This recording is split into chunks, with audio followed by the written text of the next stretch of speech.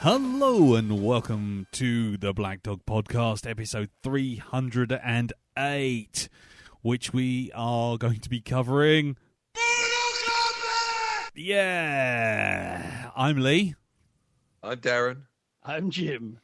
And this week we do have Elton. He will be on a little bit later. He's running a tiny bit late, but he's a brave little soldier, and he said to go on without him, and he will jump in a little bit later. But so we also have a guest host. Guest host, make yourself known, please. Hello, everyone. I'm Dave. Hey, Dave. Everyone say hello to Dave. Hello, Dave. There you go. Lee, Darren, Hello, Dave. Jim, Mr. Owl. Oh, Mr. Owl. Yeah. Ugh. Yeah. He's off in the distance somewhere. He's probably invading a small country or building a wall somewhere. Foul pest-ridden. Exactly. So this week, yes, we will be covering Mortal Kombat. Sorry, we will be covering while doing for this week's shit video game season. And then, but before that, we'll have a little see how everyone's week's been. Yeah, we'll just jump straight in, I guess. So, wow, guest is here. So let's have a guest tell us how was your week, Dave? How has your week been, sir? It's been interesting. I thought I wasn't going to have an amusing anecdote Yeah. to tell on the way back, but then all of a sudden, fate dealt cards on my journey home. Lovely. I travelled to and from London Bridge, and in order to get to London Bridge from where I work, I get on a train at Charing Cross and travel 2 stops to London Bridge. Normally, this journey goes like clockwork. Yep. But today, on the way back, I pull into Waterloo East, and the train's waiting, and it's waiting, and it's not going. And then there's an announcement saying that there's a problem with one of the doors, that they can't get one of the doors either open or shut. I don't know which. Yeah. But so they're going to try and sort it. So, okay, right, fine. And we're waiting. And time's getting on, and sort of everyone's sort of doing that thing of poking their head out the doors that are all open, so wondering what's going on. Yeah. And so, like, time's getting on, so I'm like, well, fuck this. I'll just get on the tube. Because, literally, I can see the shard sort of like looming large in the distance. Like, it's not that far. It's literally one train stop. So it's just like, oh, sod this. I'll just go down to the tube. So I walk into the end of the platform, and on my way to where the underground entrance is, I come across the door in question. That has caused everyone so much problems. Yeah. And there's sort of 2 guys in high-vis jackets. One is inside the train, and one is outside the train. And basically they're pulling and pushing and doing everything with it. But it was surrounded with by a bunch of people sort of obviously waiting to get on if the doors open. And it looked like, do you ever have it like in the family when sort of like your dad would be doing some DIY and all the other sort of like uncles or grandfathers would sort of stand around and watch? Yes. What you mean, like road workmen? That sort of thing. that kind of thing. Yeah, it was like that. Like people offering the occasional tip. Yeah, well, try the top. Have you tried pushing it? Yeah. Give it a shove. No. Come here. Let me have a go. It was like a fucking committee trying to open the doors. So I just walked past the whole thing, and as I got into the the gates to go into the underground, it was announced that was cancelled due to an unforeseen problem. So oh right, okay, so that didn't work out then. No, and then that had a later roll on whereby that train, it turns out, was blocking the only route in or out to 3 platforms on Charing Cross, which basically put a crimp in my day. So there you go. Sorry, I feel a certain degree of responsibility just because I was on it. Yes, you son of a bitch. Why didn't you get out and help push those doors shut? Yeah, apparently that train stops 3 platforms from Charing Cross. So wow. So that was fun. So basically, I stood on the platform for nigh on 45 minutes just to wait in a train for another 45 minutes before we even left the station. So that was good. And it's all your fault. See, if you just got out there and stood around, see, you just need one more person standing around, offering some advice. You would have sorted that out. We would have all been better off. I'm the worst kind of person. Yeah, you're the worst. You're just offering no help whatsoever, Dave. You've just completely fucked up everyone's day because you didn't stand around with your hands on your hips going, give it a kick. Yep. Who built that door? Cowboys? Yeah. God, blimey. Bloody Cowboys. Oh, hold on. Just the news just in, and Elton McManus has just arrived on the scene, so I shall be adding him to the call. So if it all goes, just so you know. But carry on. Right. Anything else, sir? The only other thing, Gillian and I have mainly been doing this week has been mainlining She-Ra that's been on Netflix. Oh my God. And it's kind of entertaining. I mean, there are some bits where they've clearly stopped thinking of ideas. Like there's a woman who's sort of like a sorceress type figure who's called Caster Speller. Like, you're not really trying anymore, are you? No. You might as well just call it Baddie McBadface. Yeah. Yes. Well, the episode we were just watching includes somebody using the Eldritch Book of Spells, so that's like that right. H.P. Lovecraft She-Ra crossover we've all been waiting for. Yeah, the call of Cthulhu Greyskull. Yeah, like, I mean, it's kind of interesting to see because some of these episodes are written by sort of like J. Michael Straczynski, some of his sort of earliest writing work. Yeah, and I got like for Christmas, I got this big kind of like guide to sort of He-Man and She-Ra, so really like well written book. But yeah, like you look at all the people who worked on that show. Went on like Bruce Timm was like a storyboard artist on it. Paul Dini wrote a load of early scripts. Larry DiTillo was a writer on it. Right. And you think sort of like, wow, for what is seen as to be a fairly cheesy show, like the actual kind of like talent that came out of that show that went on to like bigger and better things is actually quite interesting. Wow, that is pretty good actually. And yet She-Ra is still vaguely pants. It's like noticing how many times that like because she's got the extra like ability of being able to change her sword into anything else. Yeah. So he's literally like, it'll be like sword to staff, and she'll pole vault over something, or be like sword to freeze ray. It's literally like sword to easily solvable plot device button. Yeah, I'm still waiting for sword to AK-47. And you absolutely positively have to murder every motherfucker in the horde. Yes, exactly. Yeah, and you know in the evenings, sword to, and then the door just closes. But enough of that. Elton, are you there? Hello, bastards. There you go. Hey. I thought I'd just try it out in the quiet moment just to go, hey, just in case he was like still fucking about with the buttons. Ah, good. Anyway, so Elton's here, everyone. Hello, everyone. Yay. Yay. Yeah. Fashionably late. Yeah, nice high energy welcome. So, we'll let Elton grab his bearings and we'll ask Jim, how was your week, sir? It's been rather nice. Long-time listeners, or recent listeners even might remember, a few weeks ago I had trouble sleeping. And the fruits of that came to bear this week. Yeah. Which means, basically means I discovered I had an unfortunate habit of when I was getting up at 3 a.m, unable to sleep and farting around online, I was ordering books and then going back to bed and forgetting about it. And they've all been arriving this week. So that's been...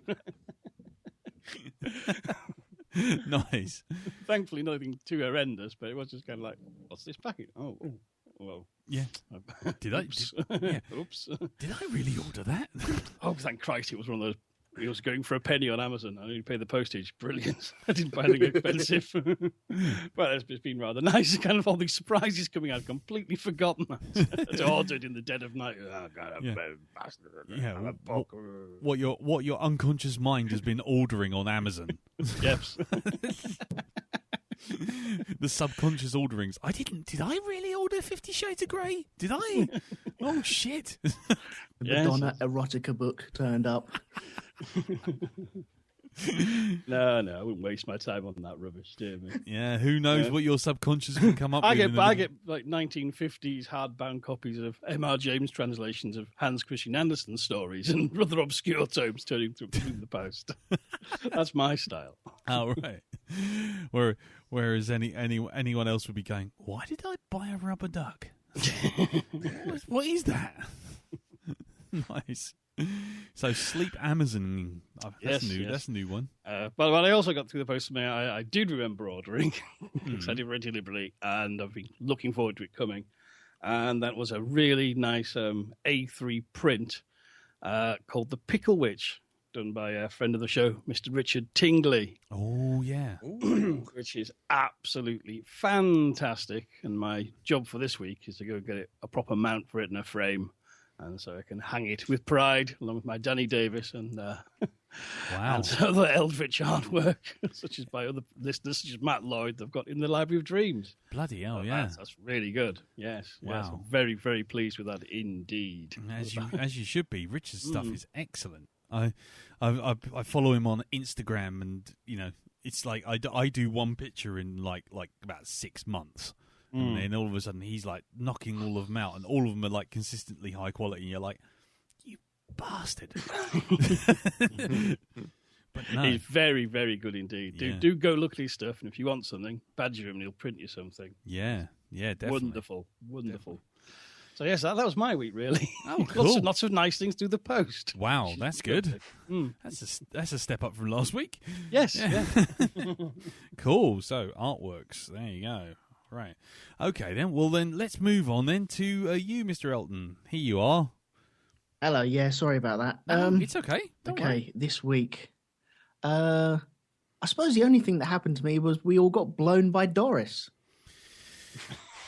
Hold on. I've got one for this. Hold on.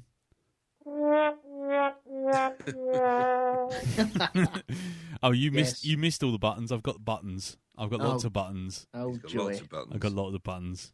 But anyway, go on in. Yeah, well, I came home to find that either my next-door neighbours, who are 70 plus, had stolen my trampoline, or Doris had blown it over the fence. I'd like to think the former. Yeah. This is a 6 foot, maybe 6 foot, 7 foot trampoline with all the high sides and everything. And my neighbour did say that he saw it flying through the air like a UFO, going, and it ended up landing in his garden on his French door windows. Luckily, it didn't damage anything, and kind of wedged them shut for 2 days. Nice. So he was trapped in his house by your trampoline. Kind of, yeah. No. There weren't the feet of a dead witch sticking out underneath it, was it? Curling up. Socks, red shoes. Yeah. Nice. Oh wow, that's going to be hard to beat this week, I think. Frisbeeing your trampoline over a fence. That's good. Yeah, well, he had to put lots of the compost bags just so it wouldn't take off again. There's been lots of reports of trampolines flying over garden fences because of the wind, and then neighbours going, "Oh, why didn't you pin it down?" Well, it was heavy. Didn't think it needed pinning down. Surprising that. I didn't even know the storm was coming on. I totally missed it. So my bad, as the kids say. Yeah. But he used lots of grow bags to keep it wedged down for the 2 days that it was stuck there on his French doors. On his French doors, yes, yeah. I think on the Saturday I had to take Kimmy horse riding, but I knocked on his door, let him know that, okay, I haven't forgotten about the massive trampoline leaning against your house. Don't worry, I'm coming back to do it. Once I've done Kimmy's horse riding, then we'll get it sorted. And then I had to move about 12 grow bags and then lift. We didn't place it over the fence, kind of just lifted it up and threw it back over the fence. So that was about as exciting as it gets. Well, not every week can be sort of a dinosaurs and Lego and stuff. So don't worry. No, that's fine. A flying trampoline, the trampoline, is very good. Trampoline. It's a trampoline. So cool. Excellent. Flying trampoline. So right, okay then. Well, what about you, Mr. Barnard? How was your week, sir? Well, compared to last week, it's fairly quiet, really. It's been, again, more work, overtime, that kind of thing. Yep. I think the most exciting thing that happened to me this week, or should I say to the people around me, was I got on the bus to go to Woolwich to go catch the train. And all of a sudden, I've got my earphones in, so I can't really hear the noise that's going on. But there's like this flurry of commotion nearby. I sort of pick this up out of the corner of my eye. I turn round. There's some bloke trying to stamp on the floor, right? Right. And I'm like, what the fuck is going on? There's this tiny, and I mean really, really small moth, right? He's having a go at. He's literally doing kung fu moves at this thing. Right. Right? It flies further up the bus, and you would think that somebody'd let a hornet loose inside the fucking bus. Everybody starts losing their shit and just going crazy. They're throwing bags at it and everything. I'm like, what the fuck is going on? Honestly, you just had to just grab it in two hands and just fling it out the window. But no, it was like some sort of evil villain had released his latest sort of hybrid beastie onto the bus to wipe out. And somebody accused the moth of being an immigrant. I think that's what it was. Yeah, we have got an awful lot of that kind of, shall we say, attitude around here in Welling. Do you know what? I think it was identified as one of the Bowling Green Massacre terrorists. I think that's it. Yeah, that's the fugitive. I had no idea the Bowling Green Massacre was perpetrated by Mothra. He saw the police coming and took flight. Hey. Thank you very much. Hold on.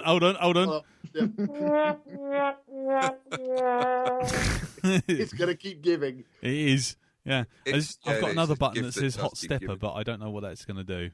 Shall we see what Hot Stepper does? Go on then. Oh, Jesus that's good. Christ. I'm liking that one. We might. That's not the bad joke button. Yeah, that could be. That could be. Talking about the aftermath of a curry, that is. I went for a curry this week. It was very hot. Here comes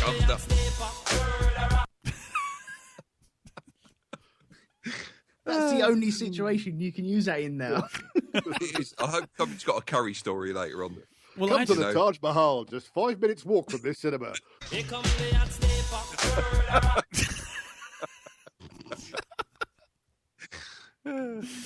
Well, funny enough, I have, but there you go.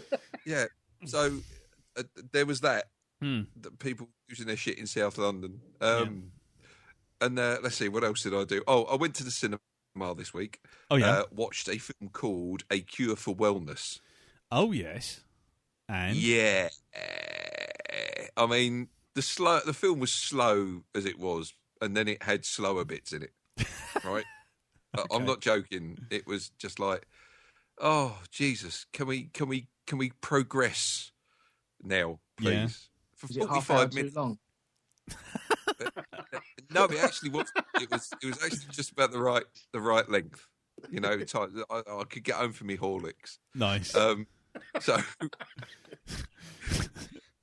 we Ovaltine. But no, I mean, you know, it's supposed to. The film is about this guy who's head of a company who disappears, and the company that he worked for find out where he's gone, and they send off this guy to go bring him back because there's some sort of merger or something happening to the company, and they need him back there. And the guy goes all the way to Switzerland to this sort of like health spa clinic thing, and it's the fact that the residents there are all a bit kind of not quite right. They're all a little bit too happy. And so he starts investigating what's going on, and there's all this creepy shit that happens.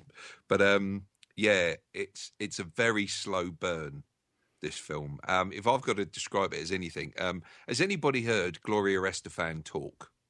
Yes. Yeah. So you know that when Gloria Estefan talks, she talks like this, and she doesn't deviate from the level that she's talking at, and it's all one level, and it goes on and on and on and on, even though she's talking about her shopping. Imagine that, right, for like about an hour, and then all of a sudden transforms into Steve Tyler. Right? Okay? On stage, singing Living on the Edge, right? That's basically it, right? So it takes an hour to come out of that tone of voice, that flat monotone voice, and by the time you get there, you're kind of, oh, am I interested in this anymore? And I've got to say, the payoff, fuck off. It's just, it really, it's like, so the payoff for this whole thing is it's what you've been going on about all the way through the film. It's not all in his head in the end, is it? No, it's not all in his head. Oh, thank goodness for that. I think the last time I got the last time a film left me feeling this way, I think, was Society with Billy Warlock. Oh God. Yeah, you know how that was built up to be, and then you got to the end of it, and it was a load of old wank. Yeah, that's definitely one to go on the old docket for. Let's give it a good kick in. Oh God, yeah. I mean, it wasn't as bad as that. I mean, you know, give him a due. It was well acted in places. Jason Isaacs was very good in it as sort of like, you know, generic bad guy, putting on the German accent. Yeah. He was all right, but yeah, really, the film for me, bit of a damp squid, really. Damp squid. Yeah. They must be kicking themselves that they haven't got like listening to Gloria Gaynor talk for an hour as a poster quote. No, they could have, yes, but it is now. It is now. Trust me. It's going on there. Okay, brilliant. Yep. It's like watching. It's like listening to Gloria Estefan talk for an hour until she slowly turns into Steve Tyler. There we go. Yeah, that's good. One other thing as well this week. I should actually start doing This Week on Netflix. Oh, right. Yes. I've started watching something else now. I've started watching Lemony Snicket's series of unfortunate events. Oh, right. The TV series. I really like it. I think it's really good. Neil Patrick Harris, big fan of his, but I've got to say, I think he's outshone by Patrick Warburton. Well, most of the time people are, because Warburton's got that kind of presence, isn't he? Really? Yeah, but Warburton he's not even making a big effort. He's not in your face. It's just a real settled performance as Lemony Snicket. He turns up as the narrator, but he'll turn up as suddenly he'll turn around, he'll be like the workman working in the road or something like that, and he'll just stop and he'll just talk directly at the camera. Right. Oh, right. Breaks the fourth wall kind of thing, yeah? Yeah. Cool. That's him all the way through it, sort of like describing. It's just like the book, or the books, I should say. Yeah. I mean, I think it's better than the film that came out. Yeah. It definitely explores the whole sort of world a lot more than the film ever did. Well, I quite like the film, actually. I've got a soft spot for the film, I have to say. The film was good, but this is better. Okay. You get Baron Orloff. Yeah, he's a lot. He does something in one episode that makes you go, oh, you're a bit of a fucking twat. Yeah, I know it's supposed to be a comedy, but yeah, he kind of does one thing that's not so comedic, and it kind of, for a minute there, it's a little bit serious. Okay. But I would recommend it. Yeah. Actually, that reminds me, on Netflix this week, I finally got round to watching Ex Machina. Oh, right. And? It's slow. It's really slow. Is it half an hour too long? I couldn't speak to the length. I'm glad I saw it, but I don't think it's something I'd watch again.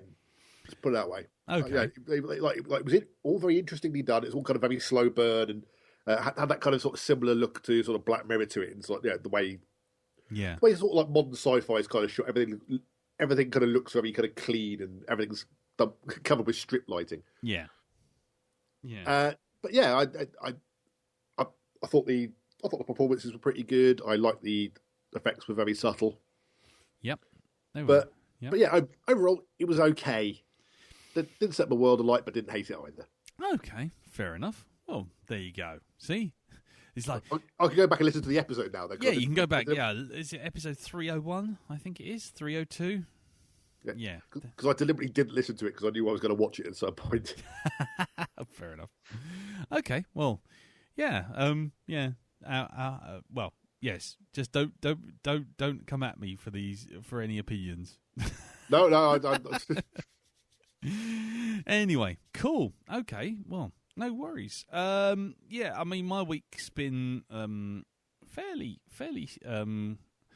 quiet, but we did go. One thing I was thinking you were going to say, Dal, was we went to the launch of Jen Williams's book, The Ninth Reign. Yes, we did. Oh yeah, I went to that as well. And you went to that as well, yeah, Dave.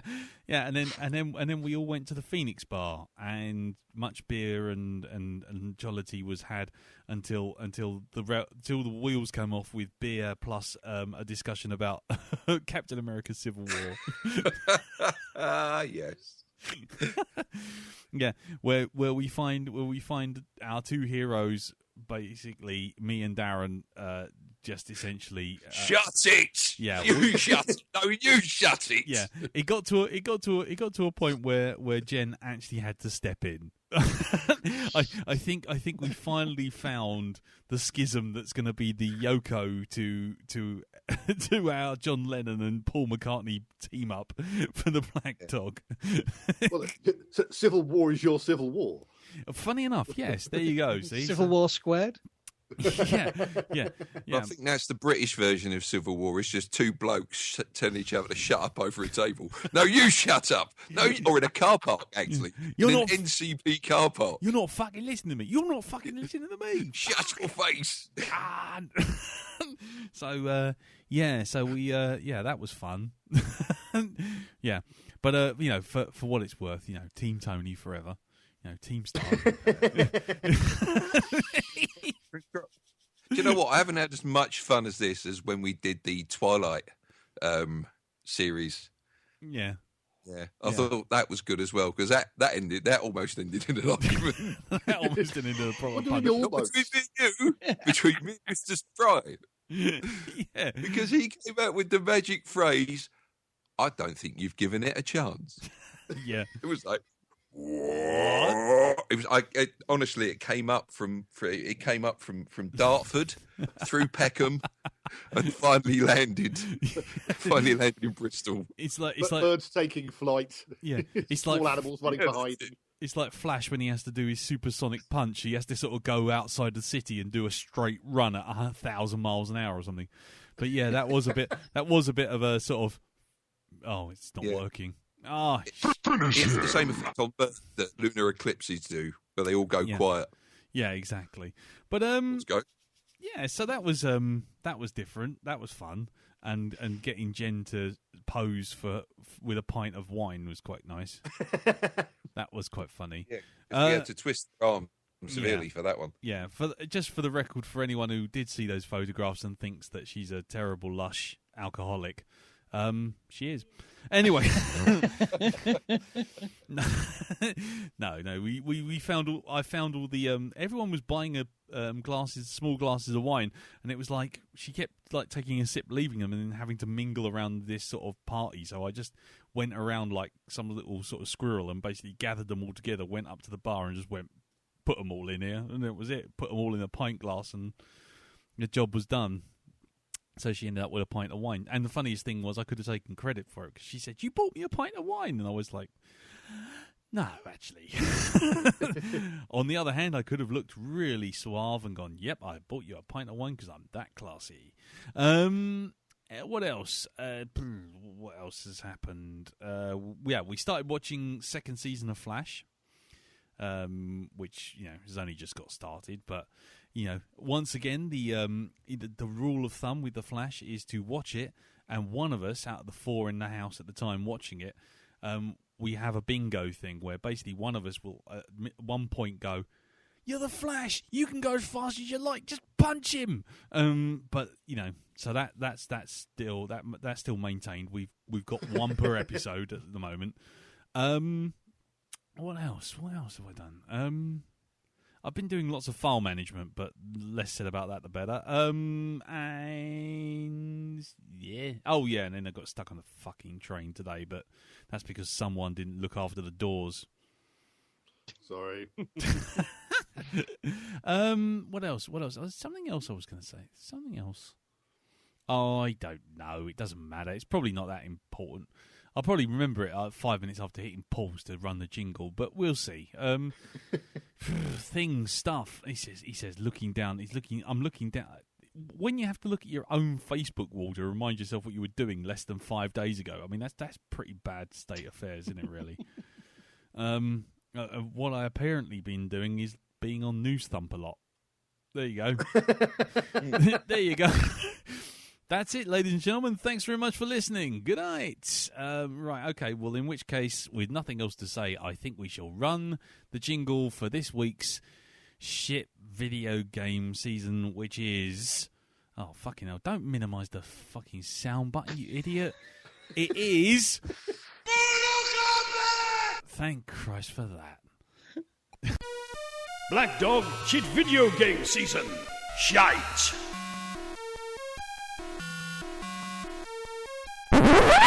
Yeah, actually, I do remember what I did last week. I went to a photograph thing, went to a photo presentation at the Natural History Museum, but more importantly, well, it was very nice, very good, lovely photos and everything. Can't believe the one that won because it was rubbish.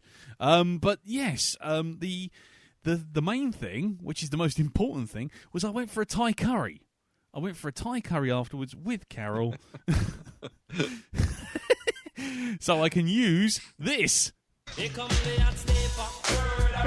Yeah, there you go. I went for a hot curry, and I had this thing. We were in there. They said, "Oh, come in," and you because we're in like the heart of like museum land, and there's lots of people musing about and stuff. They went, "Oh, you can only be here for an hour and a half." So it's like, "Oh, right, okay." So we sat down, and it's like make an order, and I saw this thing that said steak, Weeping Tiger. It was called Weeping Tiger, and it was like a fillet steak or something, and it said, you know, slightly spicy was the words, slightly spicy. And basically, it turned up, and it was this lovely little steak, and they sliced it into very thin slivers, and then there was this little pot, and this little pot had what looked like sort of a balsamic vinegar kind of thing in it. And I thought, right, brilliant, that's fantastic. This is right up my street. What they didn't tell you was that it had these teeny tiny little red chilies in it that were so small they were actually still whole in the actual vinegar thing. So I poured it all over the thing, poured it all over the meat. Oh, this is lovely. Bite into it. Oh, it's lovely. And within about 6 seconds, my mouth was on fire. And as a result, my arse the next day was like it had been basically butt fucked by a bullet train. So there you go. That's what happened in my week. That's it. Yes, I was butt fucked by a bullet train. Thank you very much, Carol. Right, anyway, on with the jingle.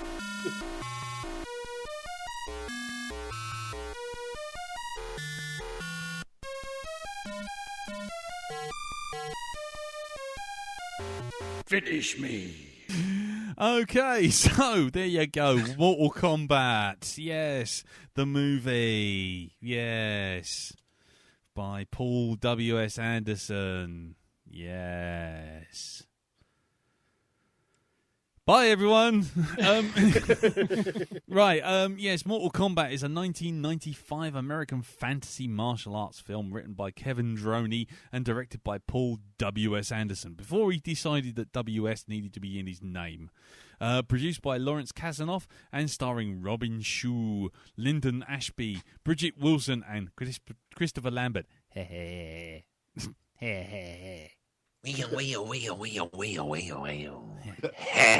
French Beavis.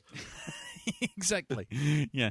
Anyway, it is a, quote, loose adaptation of the early entries in the fighting game series Mortal Kombat. Mortal Kombat was produced in association with Midway Games and was primarily filmed in Los Angeles as well as certain locations in Thailand and premiered on August 18th, 1995. It received mixed reviews from critics with praise towards the martial arts sequences, atmospheric and exotic locations and production values, whereas the performances were criticised along with the simple script.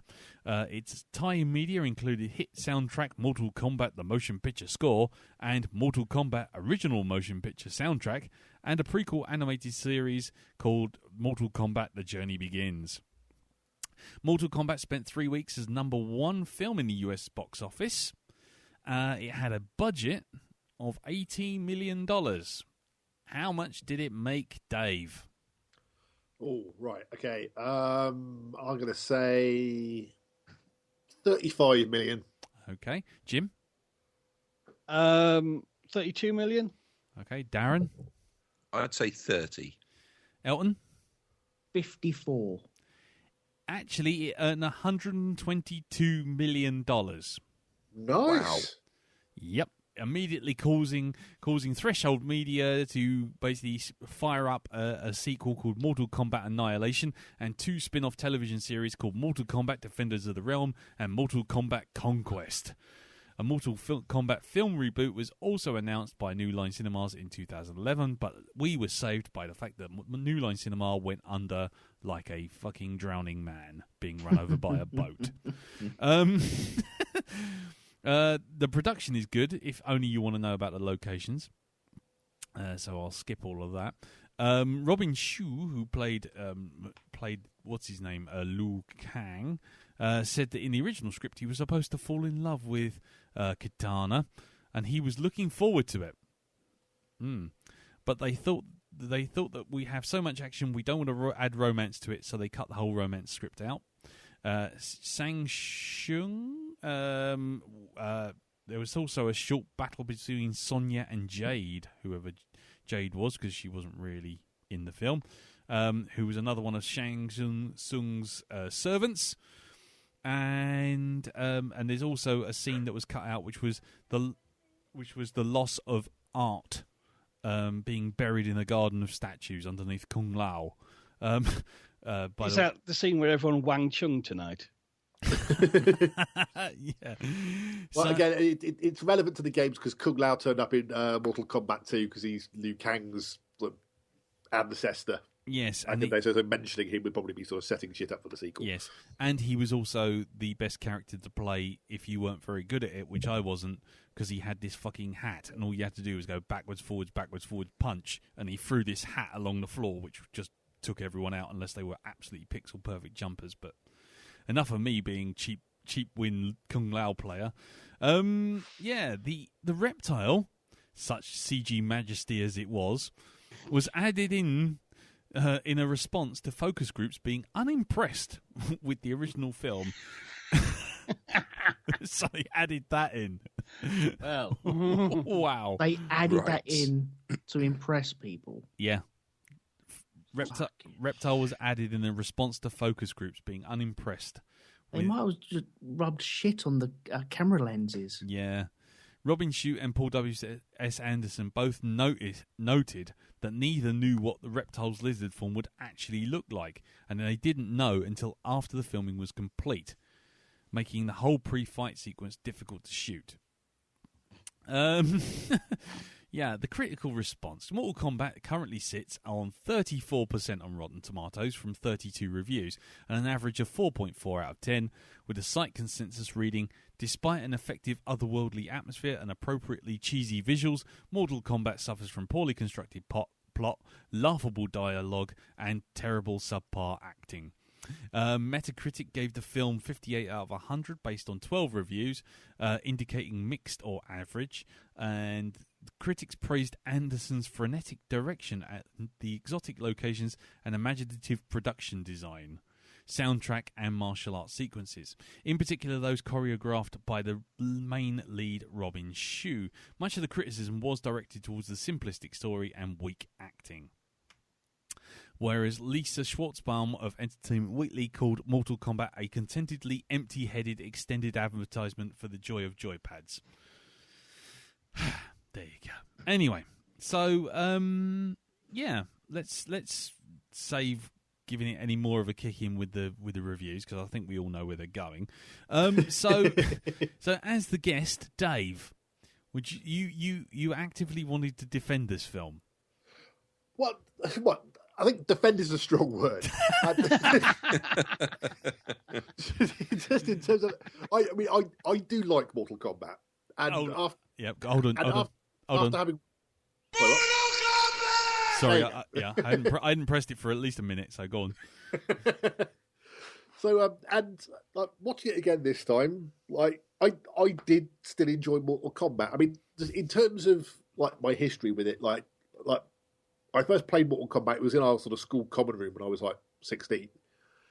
So I was sort of the perfect age to completely fall in love with this completely ridiculous, over the top, ultra violent fighting game. You know. Yeah. So yeah, absolutely loved that. And then played the sequel a lot because it was at the the local Quasar place where like, I used to go a lot in my teens. So I played a lot of Mortal Kombat 2. So by the time sort of this film came out, it was 95. I must have been about 18. So I was in that kind of sweet spot of the audience of people who were like, this film was made for me. Yeah. I was a fan of the games. I was going to be like there opening night kind of thing for the film. And I did see this at the cinema. Right. And I came up, enjoyed it because, again, as a teenager, it kind of did everything I wanted it to do from a Mortal Kombat film. There was lots of people kicking each other in the face and stuff. Yeah. It was the kind of empty-headed nonsense that entertained me. Yes. Fair enough. Watch it again this time round. Yes, there are problems. I am not saying there aren't. And the Oscar for understatement goes to... Well, yeah, I mean the plot borrows very heavily from Enter the Dragon. But then, sort of like, if you're going to do a martial arts tournament film, and you might as well borrow from the best martial arts tournament film, which is Enter the Dragon. I mean, like right down to the whole gag of like Johnny Cage having loads of bags, like Roper does in Enter the Dragon. Yeah, I noticed that as well. Yeah, yeah. So it does kind of like recycle some bits, but then as the great 70s writer Malcolm Hulk once said, all you need is an original idea. It doesn't necessarily have to be your original idea.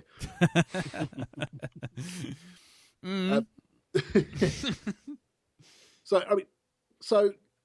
like the wiki said, I think a lot of the martial arts bits are well staged, with a couple of exceptions. I think Bridget Wilson is hopelessly miscast as Sonya. Yes. And because she can't even pull the fight scenes off. I mean, during her fight with Kano, she throws a kick at one point and falls over. Yeah. She does like a forward sweep kick and lands on her ass. And they left that in. Yes. Badass. It's sort of one of those things where, like, if she was a decent martial artist, you could excuse the acting not being very good. And if she was a better actor, you could excuse the martial arts not being very good. Yeah. But because she's not very good at either, it's sort of like, I don't understand why you're here. Yeah. And the other thing, especially with that particular fight scene, which always makes me laugh. Well, I say always makes me laugh. I've only seen this film twice, and that was once when it came out and now. But she actively has no extra wardrobe, no extra clothes, and yet somehow manages to find some black cut-down jean shorts from somewhere. She probably took them off one of the ninjas she killed. Yeah, because they're wearing black denim, aren't they? Yeah, absolutely, yeah.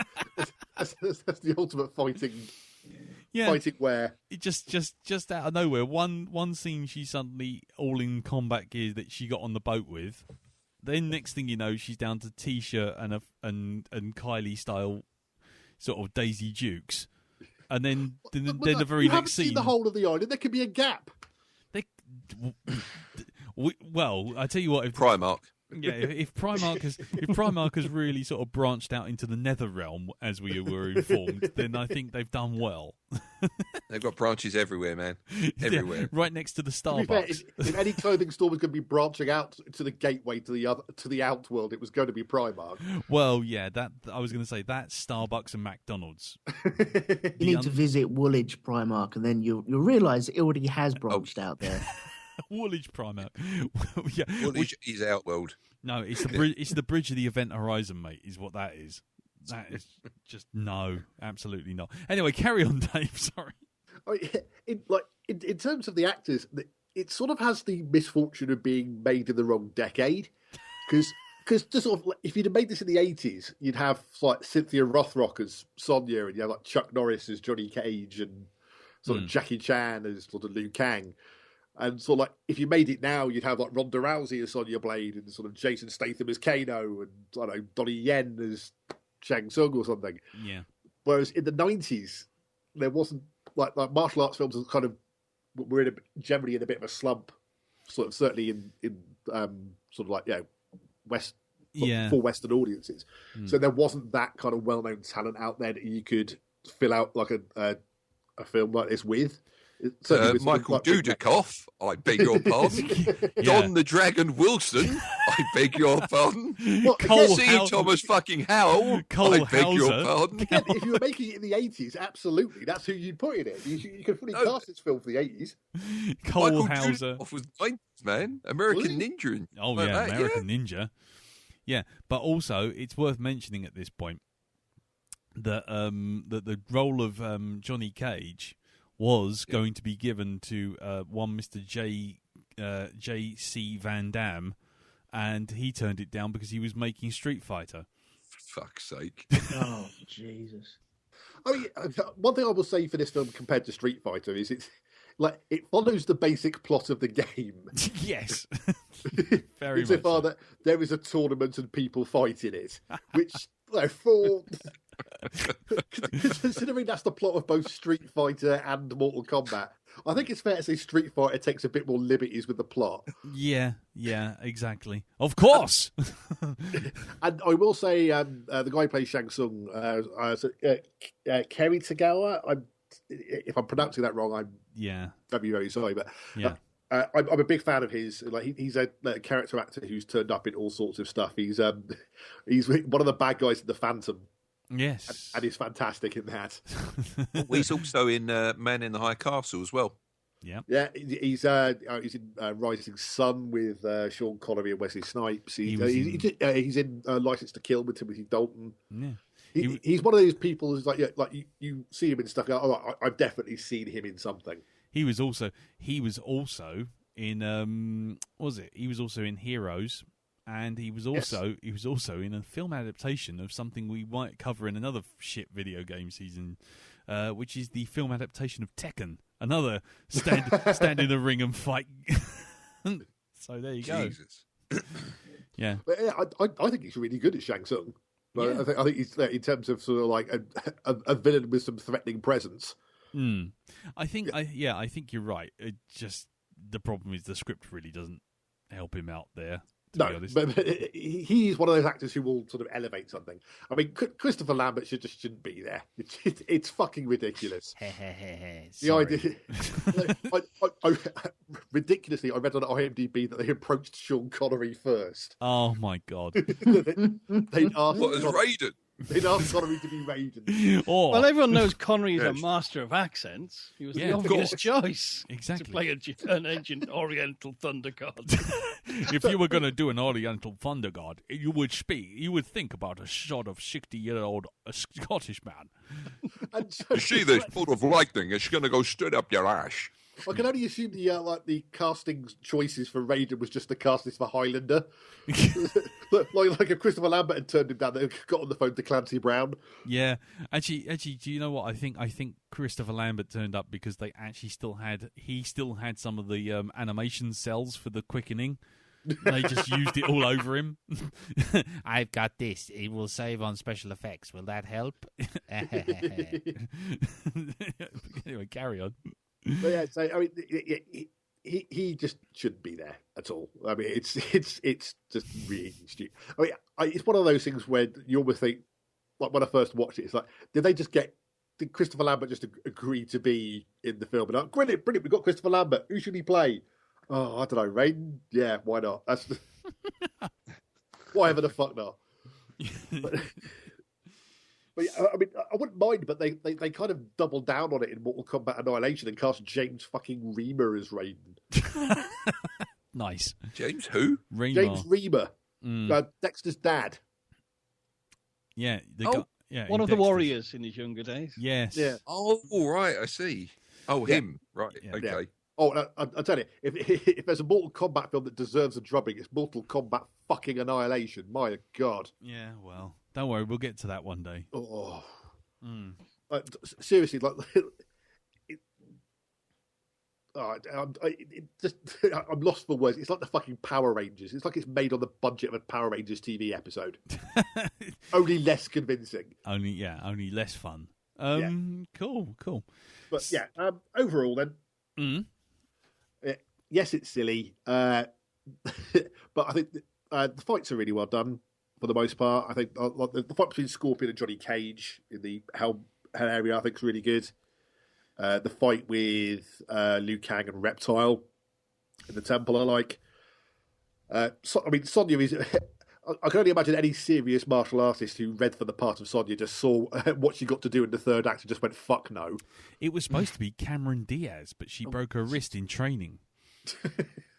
Believe it or not. So many jokes. So, yeah, I was going to say, just fill in the blanks, ladies and gentlemen. Just work it out for yourself. But yeah, because Sonya sort of starts out this badass, and she ends up sort of being like tied to a pillar and given a makeover to look like Bonnie Tyler in Thunderdome clothing. Yeah, it's just like, oh wow, really? Yes, brilliant. Yeah. So yeah, the cheesiness of this kind of helps me through it, and I know it's not going to do the same for everybody. But I can quite happily just chuck this on and like in the background when I'm doing something, and it's fine. That last line was certainly heading a lot of us off at the pass. I feel. Well, the thing is, I'm fully aware that I'm in the minority in liking this film. I have no illusions that this is some sort of lost piece of auteur art, as often seems to be the case when I come on this podcast. Is that I'm carrying the standard for a lesser loved piece of cinema. Well, it's your cross to bear, my friend. Absolutely, no, I make no bones about it. I have an eclectic taste in films. Yes, indeed. As we'll find out in much future episodes when we start doing time travel, but that's another day. Yeah. Yes, don't worry about that, my friends. But anyway, well, I'm arguing over myself over a couple of those. Yeah. But anyway, right, okay, well then, who wants to go next? Because I really have no idea who to pick. I'll go next. Go on in, Dow. I'll go next. Go then. Okay, yeah. Mortal Kombat. I'll say this from the get-go. I actually enjoyed this a bit more than I enjoyed fucking DOA. That's not hard, is it, really? I really did.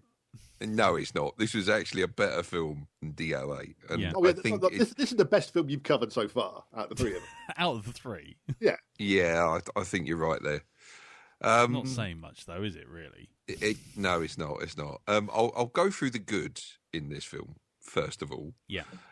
What I liked about this film is the fact that it wasn't actually scared to go through the mystical stuff that's involved in things like these sort of games, like you had with Street Fighter. We had things like Blanca with the fire breathing and stuff like this. It seems with films, any other sort of film based on a fighting video game, those powers come out in the final fight. Yeah. It's like, they've built up and all of a sudden it's that one scene where he does the one finger nuclear power punch and, fucking does the bad guy with it. Yeah. Whereas in this, from the get-go, you've got Scorpion and Sub-Zero showing up. Yeah. And it does the whole thing with the claw coming out of the hand and stuff like that. So I've got to say, and also Raiden as well. So it just fits so straight in there, doesn't bother explaining them, but, well, really you don't need that much explanation for that kind of thing. So it would be handy, just a little bit. Well, he's a god of lightning. That's it. He's the god of lightning and passive racism. Yes, he is. Yes. And squinting and talking like someone who's only read half the script. But yeah. Yes, indeed. And Wicker. Carry on. Indeed. Go on, one other thing I liked about this, and I know this is, it's a practical effect that they used in it, and it was Goro. I actually thought that was done quite well, considering that was all practical. Yeah. It wasn't bad at all, though. It wasn't terrible, So I think that's probably where most of the budget went in. Because it definitely wasn't on the CG. No. Well, yeah, there was no way they were doing Goro in CG. No. Yeah. We had Exactly. felt tips by then. As proven by Reptile. Yeah. Fucking hell. Just been mainly pixels. Yeah. Oh Yeah. God. But I thought it was good. The lip syncing on the character itself was done very well. It actually wasn't just like opening and closing the mouth; its lips moved and everything. So, yeah, Really? I thought that was well done. Okay. Yep. He looked So that was realistic. another He got thing. punched in the nuts. Oh yeah. The cock punch. That was another thing I liked about it. How many other films do you know have a cock punch in them? Star Come Trek. on. Star No. Trek 6. Star Trek 6. Punches, Okay. kicks those kicks that monster in the knees, and then they go. Not every creature's genitals are in their groin. Yeah, but that's a kick. That's not a punch. See, it's not right on the end of the knob, right there. Take I'm that. gonna take you to Dick Punch City. Exactly. Helmet punch. Splits punch. There we go. Oh. Yeah. Fatality.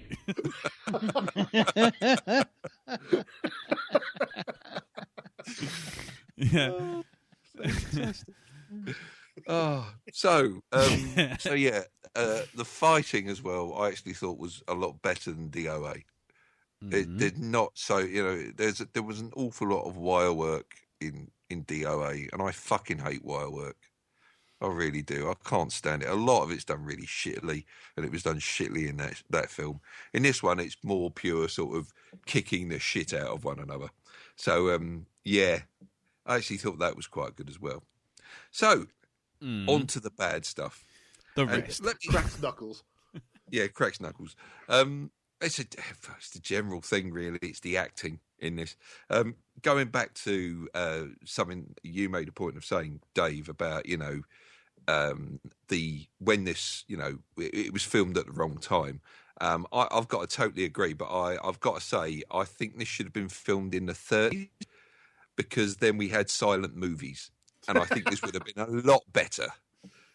Nice. So yeah. So this should have been done in the 30s. Charlie Chaplin as as Liu Kang, because well, it was all a bit racist back then. So No, yeah. What was it? Fucking. Was it Harold Lloyd as Kano? No, Harold as Goro, Kano, so he can fall off the cliff. yeah, Buster Keaton as Johnny Cage. Oliver Hardy is Goro. That's it. Yeah. Oliver Hardy as Goro. Yeah. Fatty Arbuckle as Raiden. That kind of thing.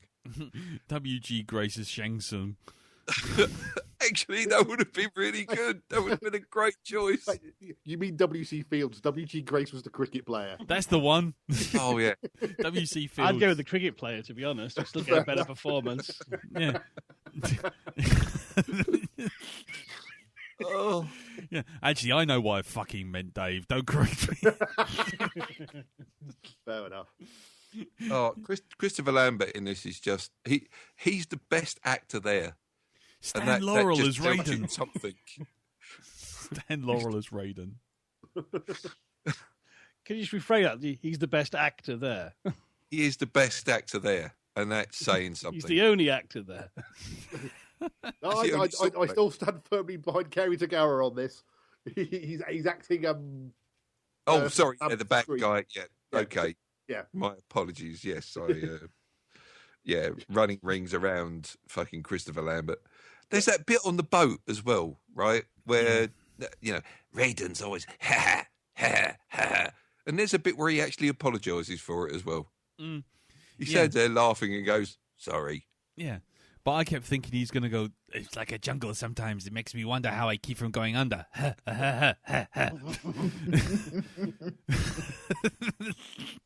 I've got to say also, the bad guy made a big point of getting Sonya Blade to come along to the island.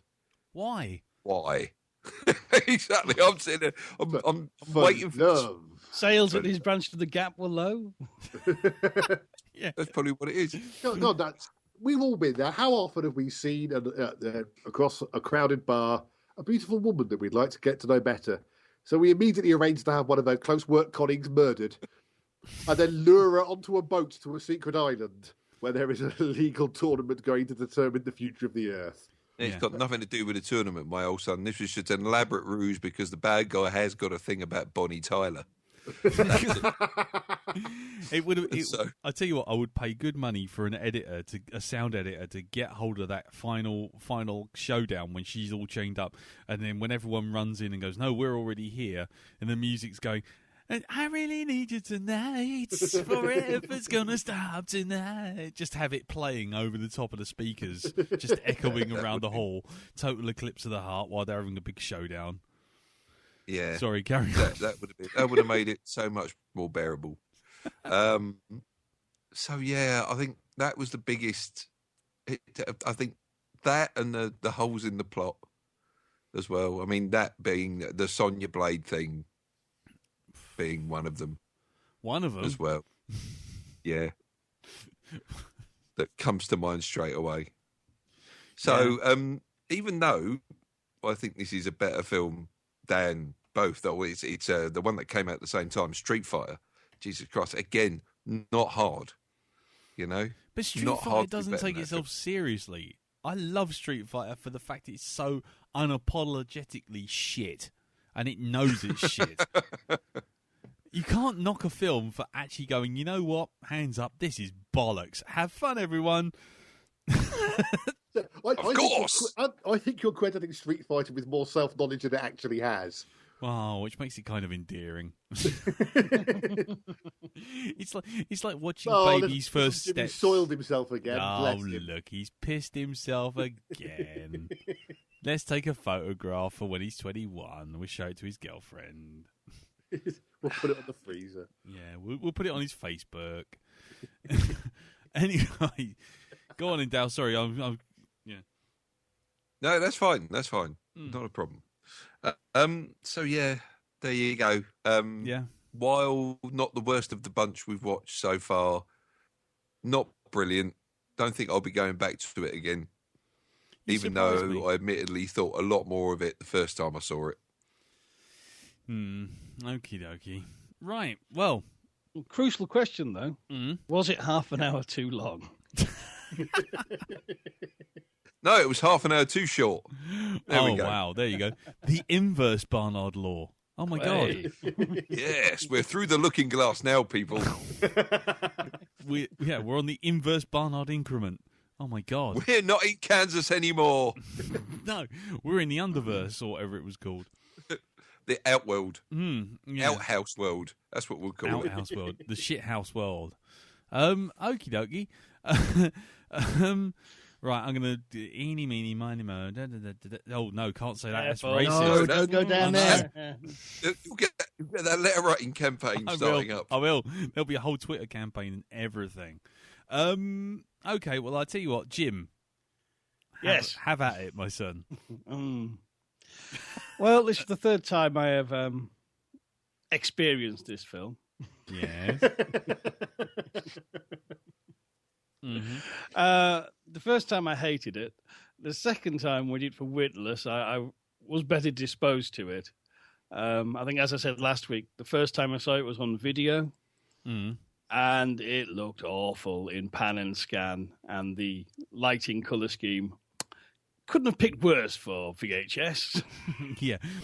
Green and black, anyone? However, this time, I've got to say, this was a bit of a chore to get through. For me, it was just, I've done 2 fighty, punchy movies in 2 weeks, which by anyone's standards, considering what they were, is too many. Yeah. But I really struggled to keep my attention on the screen and not just do something more interesting, like anything else. I think what really struck me this time, bizarrely, was kind of the lighting is so poor. Yep. It's like they had 3 different lighting crews, and they all had different packets of biscuits, which they insisted on using as filters to give different scenes different colours. And it was just kind of like, it was only starting to give me a bit of a headache again, because it's just kind of like, can we just guys, this has to be a content from those garish films ever made. Yeah. Probably only by Speed Racer. Oh, God. What kind of, can you take your candy-coloured psychedelia and just fuck off? Yeah, I don't think we're going to be doing Speed Racer anytime soon, to be honest. So rest easy there, my gentlemen. It's one of I still have a soft spot for Speed Racer because it is just so unrepentantly mental. Yeah. Whereas this Mortal Kombat, I kind of felt it needed to be more mental for it to work for me this time. Maybe I'm old and jaded, but. I mean, I appreciate there's a lot of stuff from the games in, which, is great. If you like the games and you have that history with it, that's a refreshing change in the world of shit video game adaptations. Yeah. But overall, it was kind of, if you just had, if the cast were just a bit better and the script just gave them a few more zingers, you know what I mean? It might work better for me, but... I mean, on the positive side, I agree with Darren. I mean, the fights were better. This is what an evil fighting tournament should be about. Fights to the death and people die. Good, brilliant. And random mooks just turning up and tipping over your table of food after getting you all to sit down to a lovely meal. Yes, that's evil for you. That is proper evil. That is.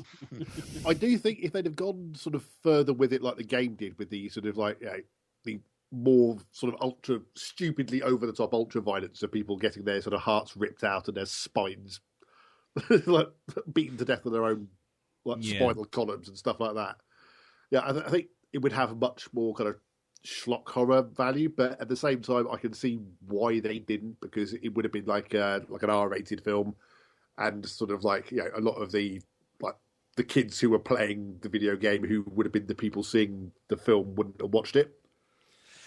Yeah, I mean, the time this came out, I mean, there was still very, very hot on violence in cinema. I think it loosened up in later years. I mean, I think now you could probably get away with it and still get the right certificate to get out there.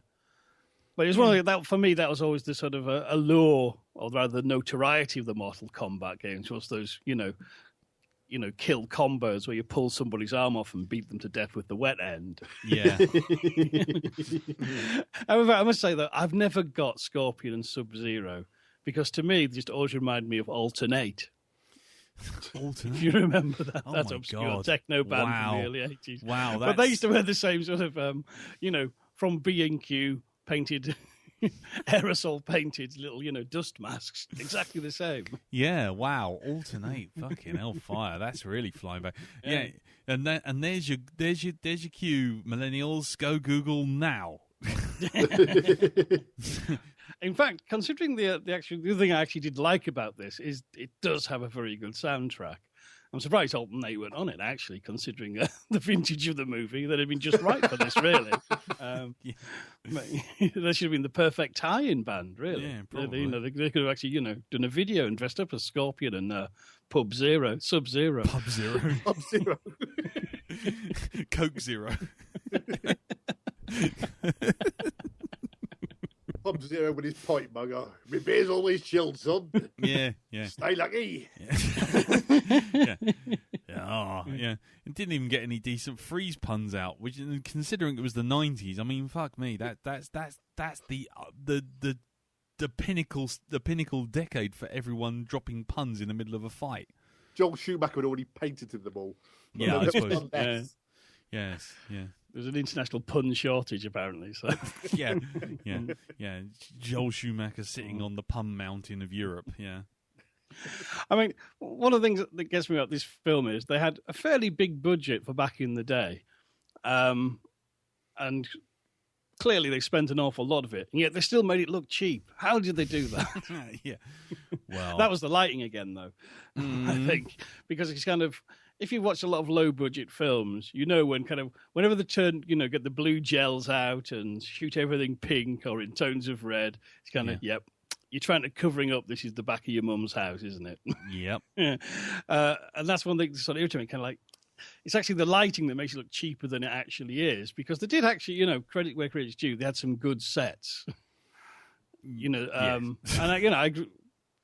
yes, I was looking at the background. I was that bored, but you know what I mean. It's kind of nice. It does sort of. It did, bring back memories of the video game and the look and the feel, and it's kind of all right. You got your budget and you just blew it all, and it's all there on screen. It's still a goddamn mess, but at least you spent the money. Whereas, say Mac and Me, where did the money go? Where? You didn't spend it on that fucking sock bucket thing, did you? No. No, it was the rental of that teddy bear suit when they're having the dance in the McDonald's. I'd forgotten about Mac and Me, for fuck's sake. Yeah. Sorry, well done, Jim. That's just put him back in therapy for another 6 months. That's it. You reset the clock. Yeah, that's it. That's number of days without mention of Mac and Me. That's another Christmas he's never getting back. His family's going to sit down and have to sit with him for weeks on end. Oh God. Carry on, sir. Go on. Yeah, so I must admit, I was just kind of like, how much longer have I got to go for this film? It was a bit of an endurance marathon, but not in an interesting, punchy, fighty way, which perhaps it should have been. But I still can see why people have affection for it in all its garish glory. And I do have a soft spot for Vince Goru. I did think every time I see it, I think that is really well done. I really like that. Although technically, isn't it cheating having an extra pair of arms? Yeah.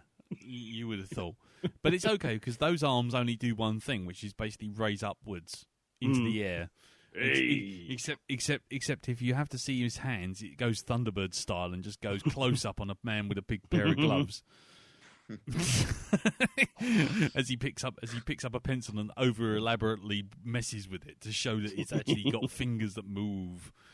Opens his bag, takes out his sandwiches and a bag of crisp. Yeah, pops the bag of crisps, picks out a crisp, hands it, rolls it around in his fingers. It turns it over, looks at either side of it, at least and then 3 brings times. it up. Yeah, and then it cuts back to the thing on the pallet with its arms that only go up in one move. Yeah. But anyway, okay, then fair enough. Right, okay, Elton. Hello. I'm I've been quiet because I'm glad that everyone else has got to say all this stuff, so I don't have to. Really. Good night, everyone. Yeah, it's the first time I watched this was for Witless. Yeah, that was fun. This was a really fucking big ball ache to get through. I felt this time round, although I can see the appeal for it for a Mega Drive playing 15-year-old maybe at the time when these games were coming out. I could see the appeal for it, and I could see that they're going to the cinema, in and out. You've seen some fights, and you've seen your game on the screen, and I think it's pretty well represented on the screen. Similar to DOA last time round, but unsimilar to Doom the previous week. Yeah. And so it gets thumbs up for that score. You have to represent your material, and that is one of the key aspects for doing these game adaptations into film. The thing that I took away from it this time, because I was fascinated with Goro last time I watched it, and he's one of them characters where it doesn't take me out of the film, but I spend more time in between when he's not on screen wondering, how did they do that? Is it 2 men in that suit? Is it I'm just interested on how they actually work him and how he's operated. And that's really the only thing I brought away from it this time around. I felt it does have once you're fighting, it works quite well. I think the atmosphere is well done. I think the lighting, I know it is covering up certain aspects, but it suits what is going on at that time. And I quite like the fighting part of the film. The bit where it really turns for me is where Sonya Blade disappears. Yeah. And then she turns into a woman in distress. Whereas she's been shown as a kick-ass all up until that point. And then all of a sudden it's, we have to go rescue the girl because that's what we do in the 90s. Yeah. And it's just, come on. You know, that wouldn't happen nowadays, I don't think. No. Well, you'd hope not. Well, yeah. You'd like to think not. You'd like to think not, yeah. Yeah, I can see that happening, that coming up again. But I think it looks all right.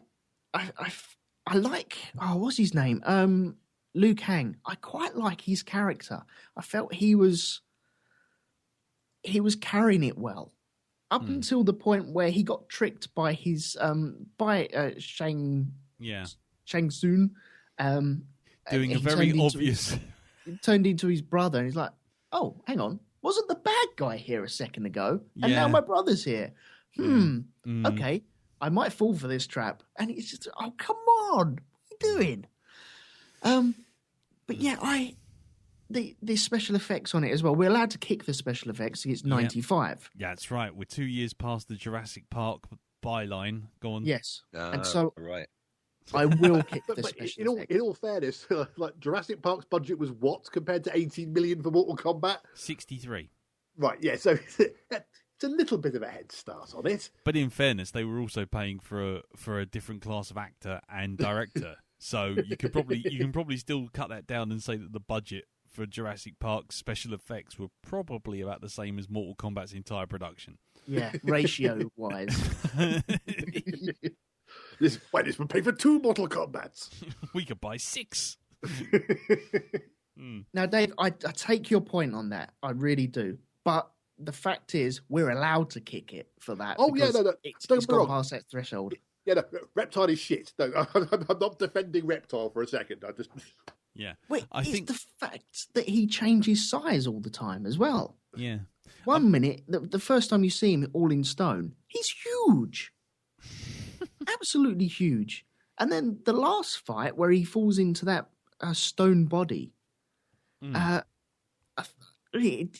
he's picked up all of a sudden by the scruff of his neck, and then all of a sudden he's the size of a cat. And you're like, hang on, where did all that mass go? What's going on? Have you not got a tape measure to work out how big he really should be? No. Is the answer to that. Short answer. But I like what they did with it once he went into the body and turned into that guy, the reptile guy. You mean when they put the was it scorpion costume in with the green wash? Yeah, that's right. Yeah. But then all of a sudden, some places it loses itself when you have Johnny Cage fighting Scorpion.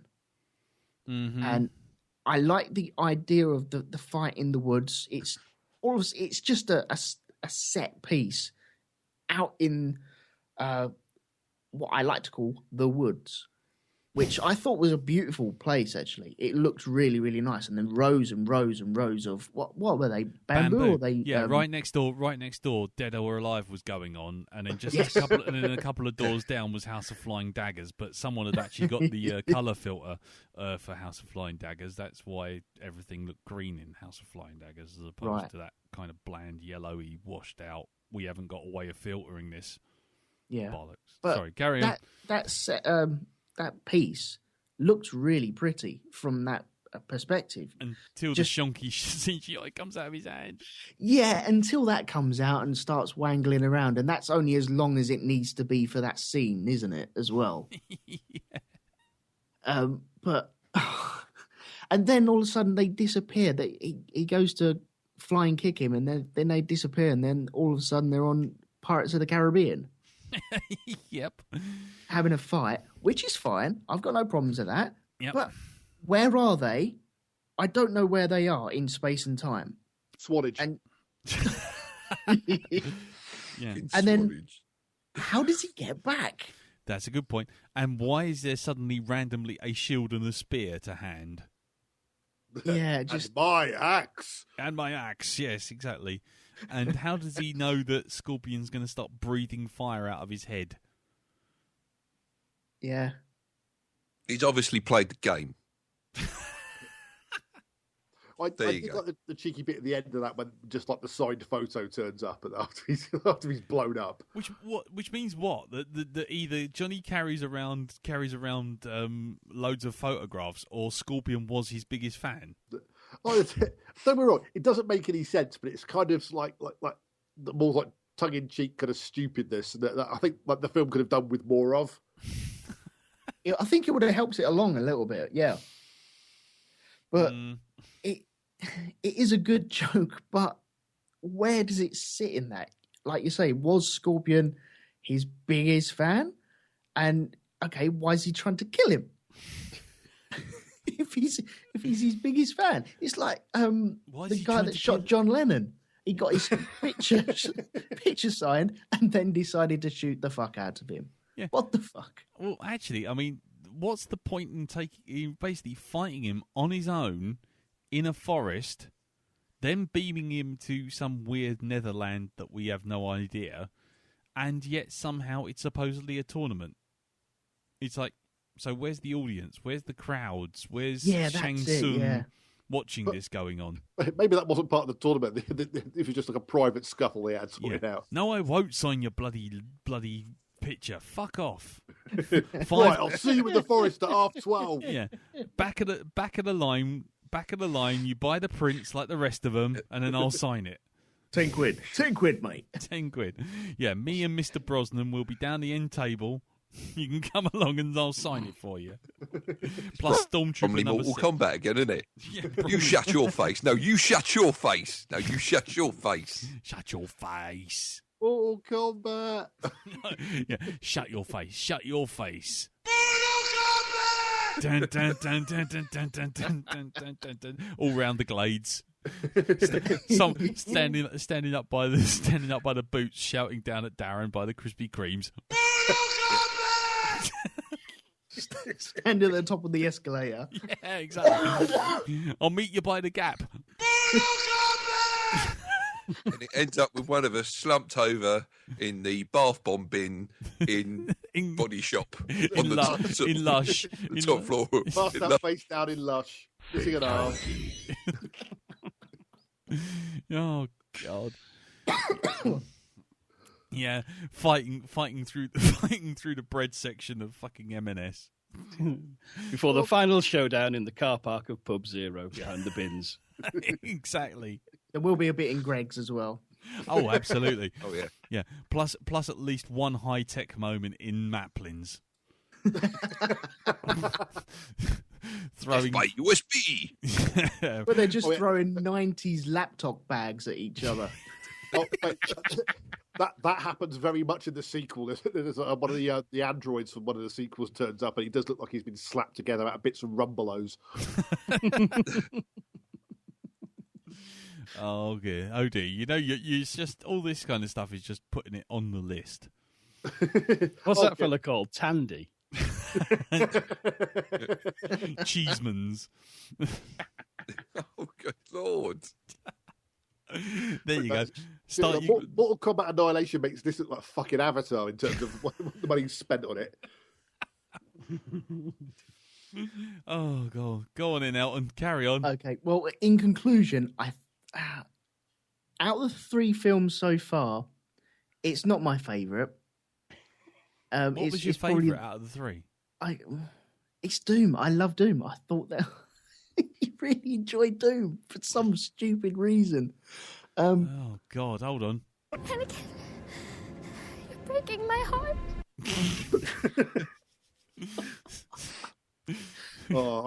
I sat through Doom. I didn't get the feedback. Oh, the horror. That'll learn you.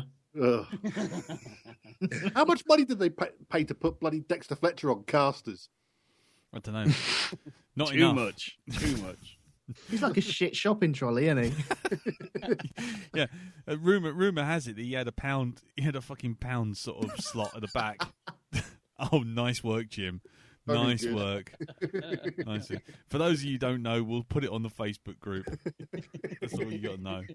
It's good work, Jim. Superb. My pleasure. Couldn't resist. I'm gonna have a look in a Just see minute. the picture.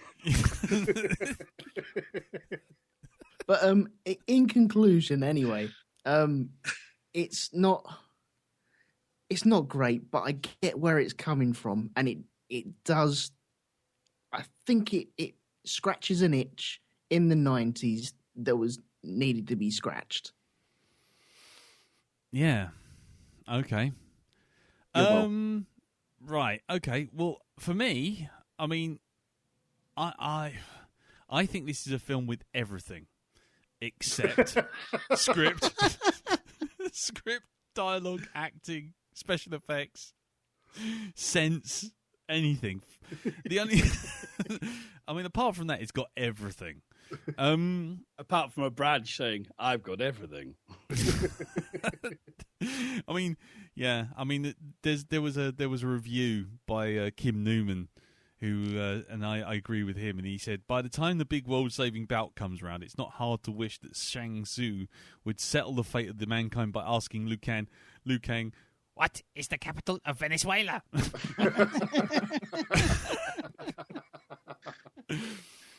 And that's kind of how I felt. It was like, oh, just finish it. I mean, it's. I'll be honest with you. I'll be perfectly honest with you. I was working while I was watching this because the first time I watched this, and I've got no love for Paul W.S. Anderson movies. He doesn't want to put the effort in, so I don't know why I have to. So, but in this case, I sat down and I'm sort of doing some file management, and then on the window to the side, I've got the thing playing, and all of a sudden the Mortal Kombat music came on, and it was like Pavlov's dog.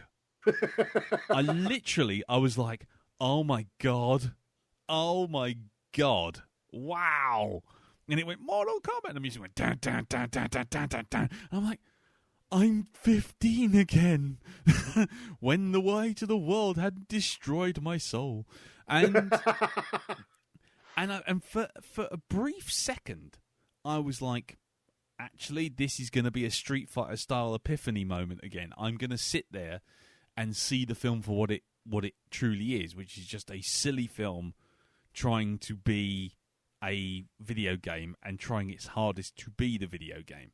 And I thought, wow, okay.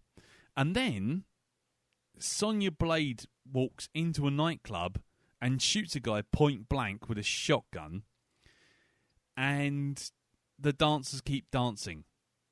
And I just went, nah, this is fucking stupid. And then from there on, it just the hope and everything just fell off. I mean, the idea that Shang Tsung wants her to stay alive for reasons unknown, apart from the fact he's a Bonnie Tyler fan. I mean, Bonnie Tyler. Yeah, exactly. It was like, well, then why are you bringing out henchmen to start shooting at her? You know, what they Kano's blokes rather than Shang Tsung's guys. But nevertheless, Shang Tsung was, she must survive, she must get through, nothing must happen, she must not be harmed. Kano's like, not to worry, mate, my blokes are rubbish. Yeah, don't worry. I got them from the same Imperial Academy as all the stormtroopers. Point blank range with an Uzi 9mm, and they still miss. But yeah, and the film itself, the one thing I have to say I admired about it, and this is damning with faint praise, but it is the only video game movie that we've watched, and I include the other one we did way back when, Street Fighter and fucking Mario Brothers and all those ones, is this one actually just went, you know what, this is a fighting tournament on another plane that turns up and ends up in another plane and has a four-armed mutant and loads of special powers. There you go. Here it is. And I take your point about it being a different time. This would have been a film which would either been so crazy you just got to go with it, Crank style, or it would be super close, you know, would have a Marvel type work done on it, where it's like this is what it is, you like it or you don't, you know, it's, you know, but we're going to do it with fealty to the source. But the problem is, it looks like a straight-to-DVD film. And the special effects are fucking appalling. Goro is good for about 10 seconds. I'll give you that. You look at it and you go, oh, how the fuck did they do that? And then suddenly you notice that he's got the same problem that most big animatronics have, including like Teenage Mutant Ninja Turtles and all that sort of stuff, which is that if people are out of its eye line, it looks like it's gone boss-eyed. And it's like, because all animatronics have their eyes sort of calibrated for a certain eye line, so that essentially if you're 10 feet away, it looks like it's looking at you 10 feet away. But then what happens is the bloke who's carrying the extra arms and head on the shoulders, because that's what it was, as soon as it moves forward and leans forward, it's like, well, its eyes are kind of looking off into the middle distance while staring at your forehead. So therefore, it now looks like it's gone. It now looks like it's gone boss-eyed. It looks like Marty Feldman is trying to thread a needle. And so Goro was kind of impressive for about 10 seconds, and I thought, oh, that's quite cool. And then I noticed that there's a big seam where the body is basically resting on the poor bloke's shoulders. The story itself is a video game story, so you can't really knock it. I don't think you can say it makes no sense and it is stupid, but then let's be honest, go back to the source. What you put 10p in and it goes, it's a tournament. Here's the underworld. Fight. And you're like, oh, right, okay, that's all I need to know. But the problem is it suffers from the thing that I think most video games, if they were done right, turning into films, which is it feels like you're watching someone else play it. And you're sort of one step removed from the action anyway.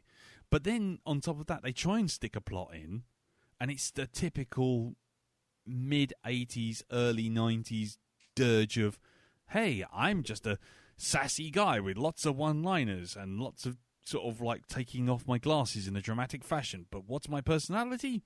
Nothing. And then over here, here's a pretty lady. She's kick-ass until she has to be timid and mild. And what's her fighting move? Well, we don't really know, but if we hang her upside down in some shorty shorts, you can almost see her flange. Hooray! Right, okay, that's all we need from her. And then over here, we've got that bloke from Highlander. You remember him? Yeah, look, there he is. He's being cheeky, isn't he? He keeps saying things like, I don't think so. And you can imagine that, like, the crowds it was hoping for that whoop whoop moment in the cinema. Sort of, I don't think so. And as he waggles basically a Tesla coil of, one of those fucking things where you rub the balloon on your head. And a little spark leaps off his finger. I don't think so. Fuck off. And then, like, the little patch of carpet, he ran his feet up and down before they started rolling the cameras. That's right. Yeah, Raiden running around in nylon socks on a piece of shag pile out of shot. And the thing is, it's like the plot just is, when they try and deviate away from just, here's a fight, you're fighting for your Earth, which was basically all you needed to do. And just like, 3 fighters from one world have to fight fighters from another world. Thanks very much. The winner takes the planet. The end. They start entering all this extra stuff with the Kano thing, and then there's another bit with, like, oh, I want her for my bride. Ooh. And I'm taking the souls of all the other fighters. And it's like, right, okay. And then it just fart asses about. And it just breaks its own rules all the way through. We mustn't fight. My fighters must not fight your fighters until we're in a tournament. Those are the rules. And then it's like, okay, they're all on the boat. Quick, kill them. It's like, what? Okay, so that's good. So you're about to forfeit the fight. So in which case, Raiden should have just sat there and gone, go on him. Oh, you forfeit the fight. Cheers. I mean, the villain's just fucking stupid. I mean, he's poorly written, and the dialogue is fucking awful. I mean, genuinely, some of the stuff that was coming out of some of their mouths wouldn't have been said by mortal or immortal man. Oh, there's that bit when Kitana is basically trying to give Liu Kang some advice. In your next fight, use the element that brings life. It's like, just tell him to throw a bucket at him. Yeah. It's like, it's not hard. Yeah, just throw a fucking bucket of water. But I mean, it's like that's going to work, isn't it? Throw a bucket of water at a guy who makes ice. And then the thing is, she then has to come into shots during the fight, and they have to play it over the top again just to remind you she said it. Yeah. Even though she only said it 5 minutes ago. Yeah, and then she tells him psychically. So what was the point of having the fight beforehand? And the fight, 1 minute the fight's like to the death, then it's to the pain, then it's like suddenly, oh, I've stopped her on a beach and I've got her arm behind her back. And he goes, you have To the shops. Yeah, exactly. You have disappointed me. I mean, it's like, what? You have disappointed me. I thought this would be sexier. Yeah, exactly. Yes. Why am I sitting here on this really expensive ornate chair when there is no one else to watch this fight and it is a boring fight? What am I doing here? The tide is coming in. Move my chair. Me and my outrageous French accent, apparently. Yeah, exactly. Look, you, move my chair. The sea is almost at my shoes. It's going to ruin this leather. I mean, it's just, and none of, and there's all things like, where they try and reference the game, like with Shang Tsung going, flawless victory. And it's like, but flawless victory meant you never got a punch in. And I'm pretty sure that Al, or Art or whatever his name is, who gets basically shoulder tapped by Goro, got a few punches in. Yeah, you got a few punches in. Yeah. They did that on the very last fight when Liu Kang finally kills the bad guy and he stands there and goes, flawless victory. And I was like, no, hold on, mate. Yeah, you got punched in the face there a few times. Yeah. Yeah. And it's like, the whole thing is, suddenly it's like, oh, Shang Tsung has to fight Sonya, but she doesn't have to accept. And it's like, really? I thought this was the whole point of a fighting tournament. Is that not referring to putting some coins in the machine? What? I think euphemism. Yeah, putting coins in the slot. Euphemism. So. Oh, do you know what? I've just about the whole thing about her consenting to this. It's like, the bad guy saying it. Oh, now comes the moment. Yes, we are going to do battle, and I am going to win, and I'm going to kill you, and I'm going to take over the bat and stuff and things. Now, all I need is your consent form. Yes. And a waiver so that there's no any damage Exactly. or injury. Signature. Yes. Here, and here. Did you get Mum and Dad to sign this? This looks like your handwriting. Yes. I can't accept this. Have you had a medical? Yes. Have you been in an accident? Wasn't your own fault. But the thing is, it's just like, well, if that's the case, then why don't the three guys, three human fighters from Earth, just sit there and go, no, and just sit there? I mean, apart from the fact it'd be a fucking boring film, but the thing is, mortal apathy. yeah. Mortal hat stand.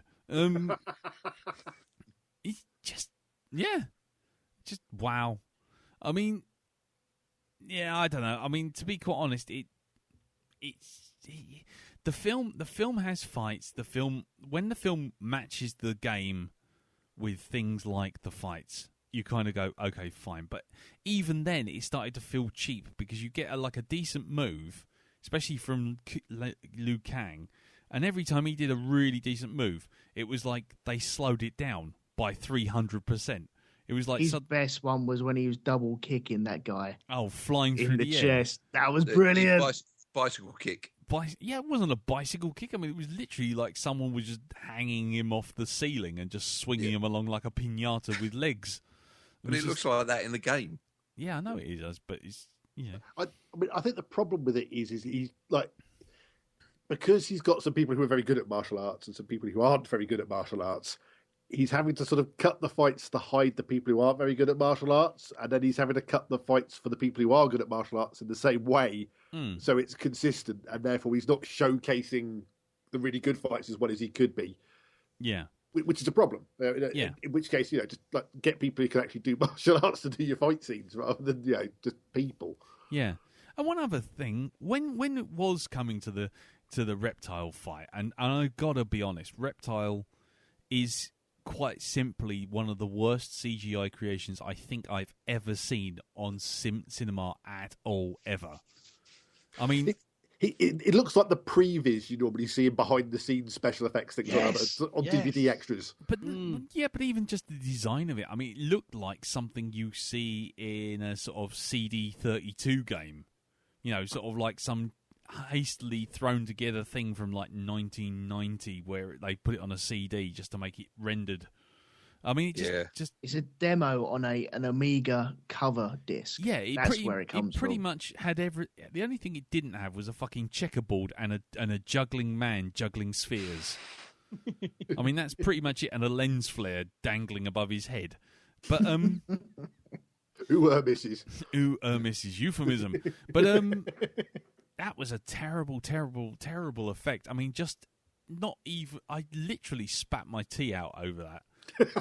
I was drinking it, and it just suddenly went, wow, and he stopped being a statue. And I just went, I just couldn't stop laughing. I had to pause the film for at least 5 minutes and mop up the tea, which was all over my keyboard. But yeah, so that was fucking awful. There's many things I will stand up for in this film, but like Reptile is not one of them. Yeah. But also, when Reptile fights Liu Kang, Johnny Cage is standing outside that hole. So what's he doing? Looking for a paper, putting his feet up, doing a jigsaw. Just kicking back, just taking his time. He's reading glasses. He put them down somewhere, and that's what he's doing. He's looking for them. Yeah. He's like... That's why I go, Lou, are you all right? You're right there, mate. You're right there. You're all right. Do you need a hand? Have you seen me door keys? Do you mind? I'm fine. No, I've really got to find them. I put them down I know they were here. Yeah. Where was the last place you left them? I can't remember. Yeah. And one last thing. It would have been funny if Liu Kang came back out from that fight that we just seen. There's like 25 dead guys. Yeah. Johnny Cage actually had a much more epic fight outside, but we hadn't seen that. Yeah, well, the Phantom Menace style. You know, yeah, where basically... we couldn't afford to show you this fight, so we'll just show you the aftermath. Yeah, which is pretty much what they did with Goro, when a bunch of unknown fighters who we've not seen before in the entire film just all of a sudden just did a lot of falling in front of the camera. Oh, the montage. Yeah. Yes. It's a montage of people falling over. It's a montage. Who are these people? I don't know, but they're in a montage to show you that Goro is beating people up. It's like, what the fuck was that all about? But no, the other thing I was going to say was the one flaw with Shang Tsung's problem, with Shang Tsung, is that he absorbs all the souls of the fighters, yeah? Yeah. But he only absorbs the souls of the fighters who lost. So essentially, he's got the souls. I call forth the power of 1,000 losers. Exactly, 1,000,000 losers. I have the power of them all. It's like, so you've got the power of every bloke or fighter who's been beaten to shit by these guys who are standing in front of you. That's a good plan. He proves that actually, because when he calls forth those 7 or 8 fighters out of the sewage systems, those ones that are picked, right?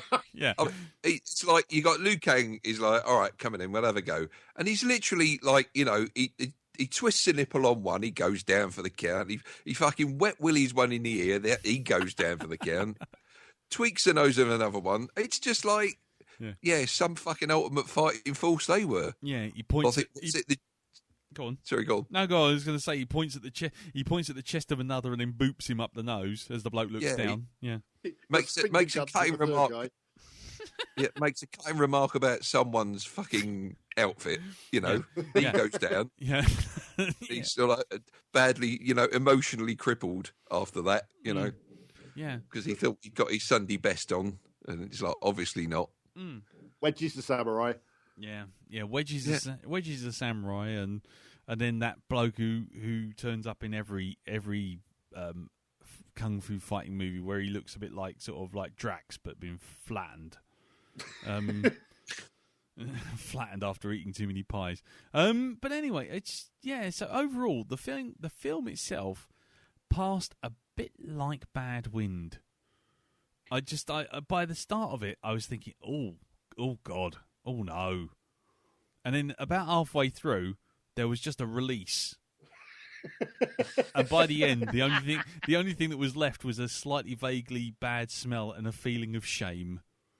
And that was it. That was this film in a nutshell. It wasn't the worst film we've seen out of the three. I think that's still Dead or Alive. But I don't think this film was terrible. I just think it was just it's the dictionary definition of utterly lackluster.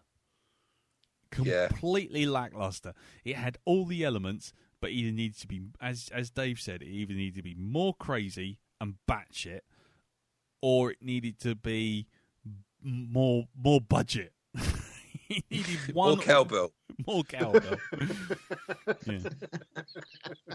And as for the fucking ending, when some bloke gets green screened on Michael Fish's weather report at the end, and just turns up and goes, "Hello," and they all go, "We're going to." Yeah, again, by Mortal Kombat Annihilation, you'll get nostalgic for that, for the level of effects for that bloke at the end of the first Mortal Kombat film. Yeah, it was like because he's just like a dude by the time he turns up in the the second film. It was like the rabbit from Donnie Darko just turned up at the very end and went, "Hello," and they were like, "Oh, right, okay, I'm from the Power Rangers fight." I thought it was Mumra from Thundercats. God almighty, no, Mumra would have looked far more impressive. There would have been moving things and everything. There would have been sort of tissue paper that's usually stuck to his ankles flying all over the place.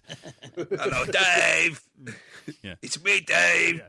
I have blown up your castle. I am here to take over your world. Your portal was blocked. I fixed it. So there you go.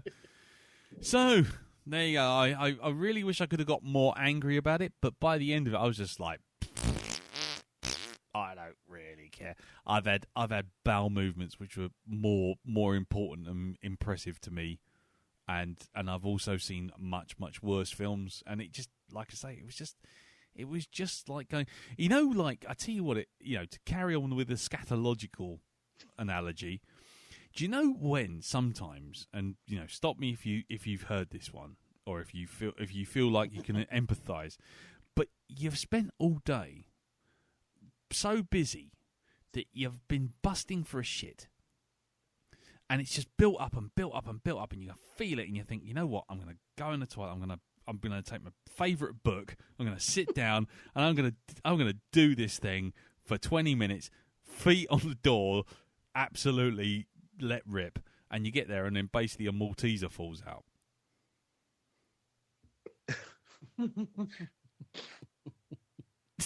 That was Mortal Kombat. I think we all just took a moment to just drink in that imagery. Yeah. You just Malteser combat. Yeah. Malteser combat.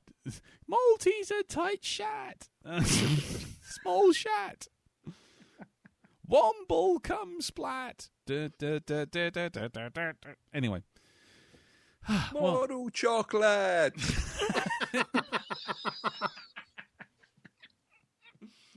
Yorkshire flat hat.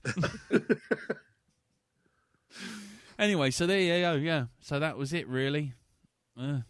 So have we found your new favourite Paul W.S. Anderson film then? Considering it's a rave review compared to some of the other ones you've. I will be honest with you, and it will probably make Russ Whitfield very happy. I think this film is the only Paul W.S. Anderson film which doesn't actively make me so cross I wish cinema itself as an art form was dead. So that's a good start. Yeah, there's something positive to come out of this. Yeah, I think if you're going to take anything positive out of it, but that doesn't mean to say I actually like this film. Please don't misunderstand my intentions. Oh, I know. It is a terrible film with terrible dialogue, with terrible actors being terrible in front of terrible visual effects, and Christopher Lambert. And you can put him in any category you feel like, and that the previous diatribe. He's either a terrible dialogue or terrible special effect, but he's generally pretty bad. In fact, I think he took the rules from Sean Connery. Sean obviously just said, "Just use your own voice; they'll just accept it," and he just went off and did it. He just owned that shit. The fact that he went on to Highlander 2 The Quickening afterwards kind of tells you all you need to know, really. Anyway, right, shall we move on to feedback then? Now put your hands up, here online, doing real fine. We're doing our podcast thing. It's called Blackdog, it's not like a job. Is anyone there listening? What do you think about show? Let us know by MP3 or email. Just get it to us, it ain't no fuss. We'll even read your Twitter rings. Cause if you like us or you hate us, send some feedback in. Got a geek and point to raise and put some feedback in. If you think my voice is sexy, put some feedback in. Man, we really like it if you put some feedback in.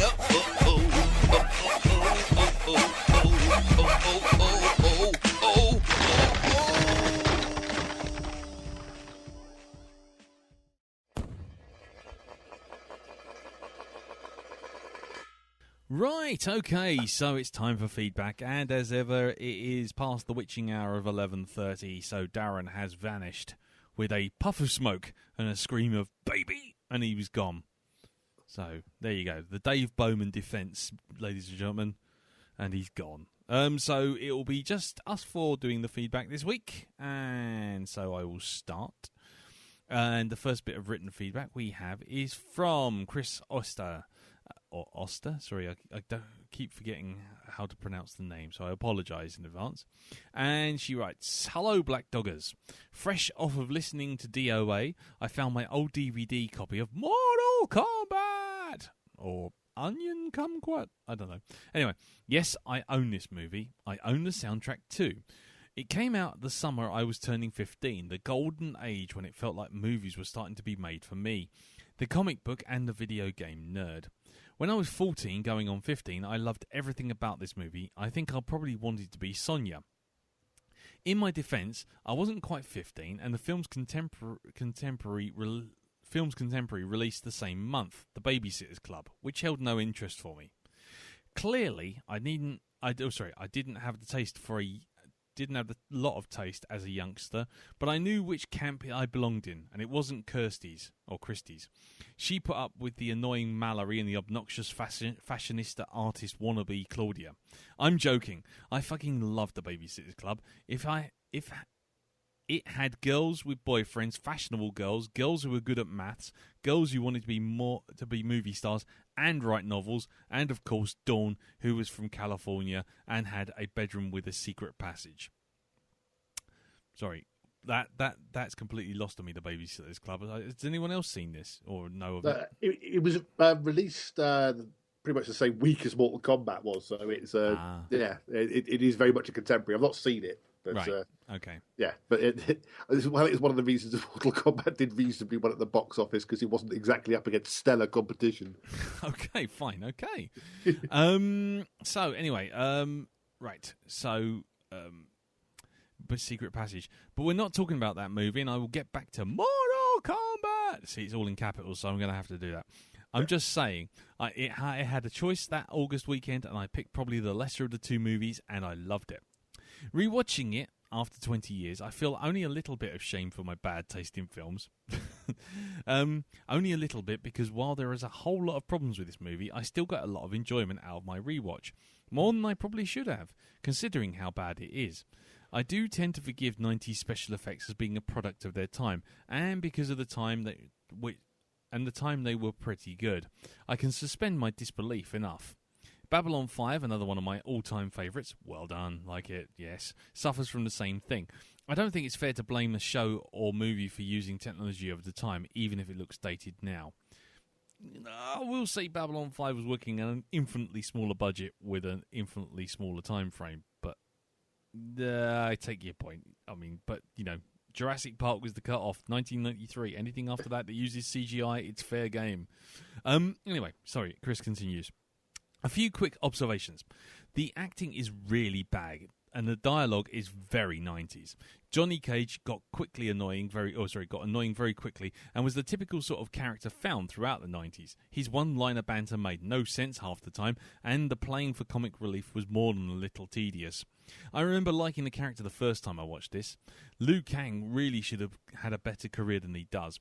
What did bother me about, because what did bother me, because I'm more aware of the prevalence of it as an adult, was the vaguely creeping sexual way the bad guys behaved towards Sonya.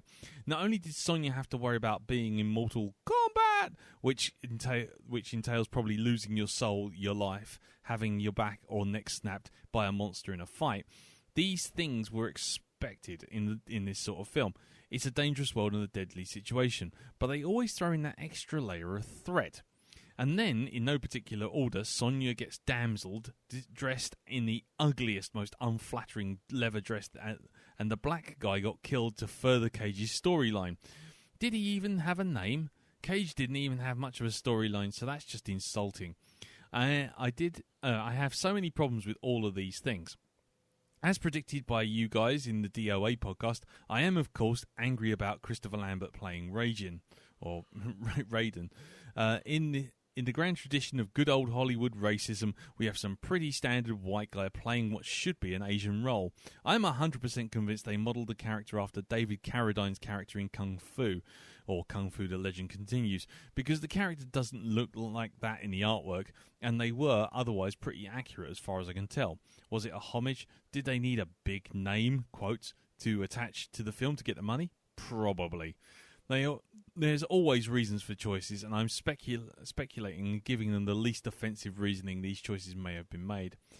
But it doesn't make it any less racist, and making it an old Asian wise man type would have been another form of racism. It is absolutely damned if you do, damned if you don't situation. But what really happens when you have... That's what happens when you have only one or two stereotypes for the entire ethnicity and a lack of diversity in the film. People do tend to stop bitching about these things when you give them variety of roles and characters to play. There's a reason that Glenn from The Walking Dead, Melinda May and Daisy from S.H.I.E.L.D. are some of the most progressive characters on TV.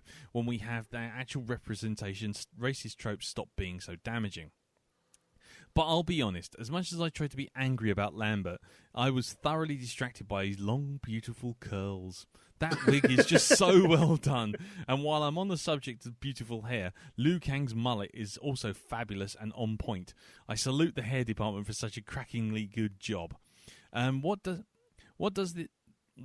does make this movie a bit of a fun experience instead of an outright bad one is that in spite of all the bad acting, terrible dialogue, cheesy 90s effects and predictable lazy plot, it does actually manage to create a good otherworldly atmosphere, which makes the movie as believable as possible. The violence is actually reasonably violent, which makes the threat of the situation real too. The world of Mortal Kombat is beautifully rendered and realistic. The art department and set builders live for this sort of job, and it shows when they had a budget and people who knew how to do their job well. It doesn't really excuse any of the flaws, but it does help soften them when you can immerse yourself in a world so easily. I'm not sure where else to go with this feedback, and it threatens to start nitpicking at details getting long and out of control. I'll wrap it up and acknowledge that Mortal Kombat is a pretty bad film, largely a product of the 90s. It has so many annoying flaws, and yet it manages to be halfway entertaining in spite of them. I probably don't need to watch for another 20 years, though. Onwards to Battleship, Chris. Well, thank you very much for that, Chris. I'm with her. I'm with a lot of that. Yeah, me too. I mean, in the terms of Christopher Lambert, it obviously is the cheapest big name we can get, which will secure money, because he was in that kind of Highlander 2 Fortress kind of... Yeah. Sort of just kind of lucky straight-to-video movies that were just lucky enough to make some money.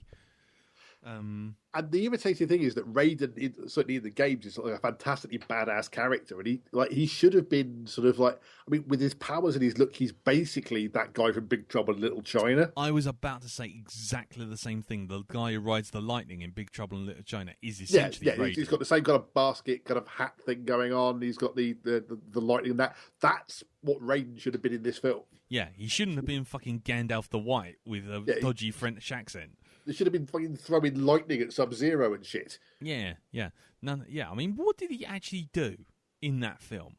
What did he actually do? Nothing of note. I mean, even down to the fact that when he goes in, he goes, I know something that you're not going to win. You're not going to win because you fear yourself. You fear losing Kano. And you, Johnny Cage, are always running into things and doing things without thinking to save your friends, but you're going to get yourself killed. And your father smelt of elderberries. Exactly. And what is the capital of Venezuela? No, but then he says that, and the first thing that happens is Johnny Cage goes, I'm going to run off and fight Goro. And he goes, now he is learning. It's like, what? You've just told him that he's irresponsible and impulsive and he's going to get himself killed because of it. And he becomes impulsive, runs off, and then you sort of nod approvingly. Yes, because I don't like him very much. Yeah, he's a bit of a dick. He's going to get himself killed, I approve. Yes. Fuck that guy. Yeah, fuck him. Fuck him right in the ear. Okay, well, thank you very much for that, Chris. Yeah, and as you say, Dave, it's a shame because Raiden was actually a proper badass in the games and should have been a lot better. And like I said before, just like with in terms of sort of like casting a Caucasian character is sort of like a Raiden. Yeah, you can make the argument that that was the big name for this film, but then to sort of like for Mortal Kombat Annihilation, go well, we haven't got the big name anymore, but we're still going to cast the white guy as Raiden. Yeah, you have a chance to course correct. Yeah, we have a chance to course correct, but actually we can get another big name, the bloke. Whatever his name, from the Warriors. The bloke from the Warriors, who's basically down the back of the convention hall signing one picture every 5 days. Anyway, thank you very much for that, Chris. Yeah, and as you know by now, we're not onwards to Battleship. Oh no! But nevertheless, we'll come back to Battleship another time. But thank you. Right, okay. So next bit of feedback. Well, we'll move over to you, Jim. Who do you have next? Next, we have Keldor the Mighty, a.k.a. Doreen Kelly. Excellent. And what does Keldor... The wonderful Keldor. And what do you have to say? She says, hello to the Blackdog Forum. I sort of like this somewhat surreal bit, like the bit when Scorpion had a sculpted bird's head come out the palm of his hand. The effect wasn't brilliant. Wait. Please wait before you send me straight to the bunker. Yeah. Unless it's for my own safety. I beg clemency and would point out that I had enough sense not to watch DOA. On second thoughts, perhaps that was a bad call, especially as our honoured hosts had put them through that torture. Mm. There is an awful lot of kitsch overacting in this film, but it hasn't made me want 90 minutes of my life back. Which doesn't mean to say I think it was in any way good. Wow. No, give in to the love, Doreen. Give into it. Don't go into the light, Doreen. Back away from the light, Doreen. Come into the light, Doreen. I feel like we're fighting over her soul. Yeah, we are. I doubt I'll be in a rush to watch it again, but I've seen worse. Raiden reminds me of Saruman, if Saruman let his sarcasm show. Oh dear, I'm really playing with fire this week. Now I'm making Lee think about Lord of the Rings films. Oh my God. I laughed at the bit where Robin Shue was fighting before the falling on the back montage. He was down and yet not out. Mm. Talisa Soto appears on the stairs and says, use the element that gives life. At first I was thinking, it sounds a bit like what Mr. Jim says about Sapphire and Steel. Then the next thing, the woman was obviously thinking, typical man, thick and slow to action. As Robin has now got up and she's like, water! Throw the bucket. Throw the bucket at him. I'm trying to be mystical and shit. You're ruining the moment. Throw the bucket. Bye for now, Keldor, brackets. Doreen is not in this week. just in case the soldiers come round to take her into the bunker, or at least Shang Tsung should be sort of fighting over a soul, trying to absorb it into his right eye for no discernible reason. Like, well, for some people, contacts are just a bit expensive, aren't they? Yeah, exactly. Well, thank you very much for that, Doreen. Yeah, good feedback. And let's move on to you, Elton. What do you have? Who do you have, rather?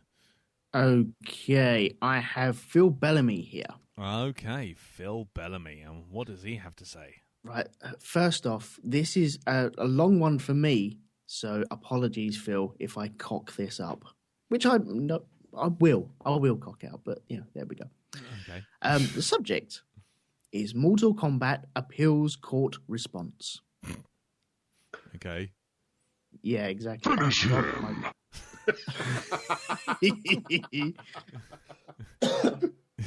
Right. Yep. Greetings again, great lords of Blackdog. Been a while since I did feedback, but since you're doing one of my favourite films of all time, yes, I did say that, and I will always defend this film. I've copied here my original defence of the film for your consideration. Hold on. Love you all, always, kiss, kiss. Hold on. Here we go. Go on in. Right, you ready? I'm ready. Okay. I put it here to you that Mortal Kombat is not only a good film, but an important one. My case, henceforth, follows. To give us an idea of how much of a trendsetter Mortal Kombat was, I need to look back at the efforts that came before it. We had Mario Brothers. We also had the Street Fighter effort, which is safe to say Jean-Claude Van Damme. Yeah, that's right. Yeah, never really recovered from and a few others. One of which being an awful Double Dragon film. So it's fair to say a decent film based on a video game has not yet been achieved. But onto this film itself. What should a film based on a game look like? Should it be loosely based on the game with the characters that just so happen to have the same names as their game counterparts? Or should it be an exact copy of what you played in the game? A common criticism of films is they are nothing like the subject matter or book from which it is based. Things have been so much it bears no comparison to the subject matter it is trying to pertain to. Well, take Mortal Kombat. It's a limited story to start with, coming from what is essentially a beat-em-up game. But you can honestly name anything the director missed from the games. It has all the main characters looking exactly as they do in the game, all their powers included. Standout points of the game are also nodded at. Shang Tsung's offering commentary in the fights like he does in the game. Stages like the pit being used in the fights. Fatalities are there. In fact, Johnny Cage even uses the friendship finish on Scorpion. Oh, I didn't know that. We also get main sub-boss Goro, who uses a mixture of live-action, CGI, and clever camera angles to create him. They could very easily not have had him in the film at all, but he is, and by God, he looked good. We even get a secret chamber reptile appear at one point. It's safe to say that there is more than enough to keep the hardcore fans of the game happy. In fact, you're hard-pressed to find anything they missed. As you expect from a film-based game on a video game, there are some great over-the-top performances. Christopher Lambert's brilliant, sarcastic Raiden, and the fantastic over-the-top dramatics of Cary Tagawara's, Shang Tsung. Now then, of course, there's an argument for that if you're not a fan of the games, could you enjoy this film on its own merit? I would argue yes. It's a basic story at best, but it's easy to follow. 3 martial artists sent off to another dimension to defend Earth. The fight scenes offer some relief for the martial arts fans, and the presence of the veteran actor Highlander himself, Christopher Lambert, gives the film some much-needed credibility to those who might not be fans of the game. Much-needed credibility. Hands up who has ever watched a... Sorry to interrupt there, Elton. No, that's it. Who has ever watched a film or been in a rental shop or looked on Netflix and seen Christopher Lambert and gone, oh, he's in it. Brilliant. I must get that film. I've never searched his name to look for a film, I must say. Who? What about you, Dave? Have you ever gone, oh, thank fuck, Christopher Lambert's in this film? Oh, finally some qualities turned up. Yeah. Oh God! If only Christopher Lambert would come and save me from this Rutger Hauer straight to DVD dirge. Oh, there he is! Brilliant. The film is here now. Credibility has been established. What the fuck? Carry on, Elton. Okay. I say to you this. Mortal Kombat was not only a good film, but an important one. It proved that a film based on a video game could not only work, but be good without changing anything from the game itself. Thus, this film sets a bar for all video game films that came after. Whatever you think of Paul W.S. Anderson, before or after this, he got this one bang on. I leave you with the words of the great philosopher of the 90s, Mr. Dominic Diamond, who said this of Mortal Kombat. This is the first film based on a video game that isn't shite. Love, Phil Bellamy. Well, I can see, given all the video game films that had happened up to that point, that Mortal Kombat would seem like water to a man in a desert. Considering there'd been sort of like, Super Mario Brothers up to that point, and the track record hadn't been great. And like, this was a hit. Like, there's no denying like this was a commercial hit. It made a fuck ton of money by the sound of it. So yeah, it made video game movies look commercially viable. So on that score, yeah, I'd say that's fairly important. I mean, I can't remember how well did Street Fighter do, because that did all right as well, didn't it, at the box office? I shall double check because I'm too stunned to respond to that feedback.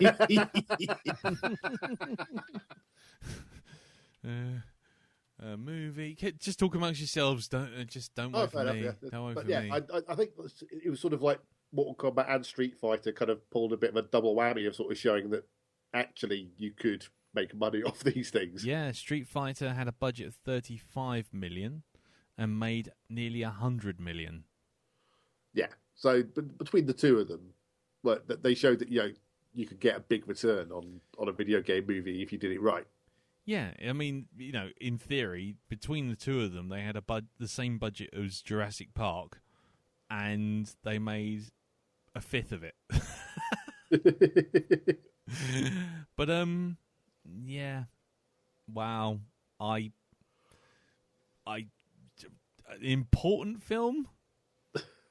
I get where he's coming from with that, because it does stick to the game. It doesn't. Does it add any characters that really aren't there?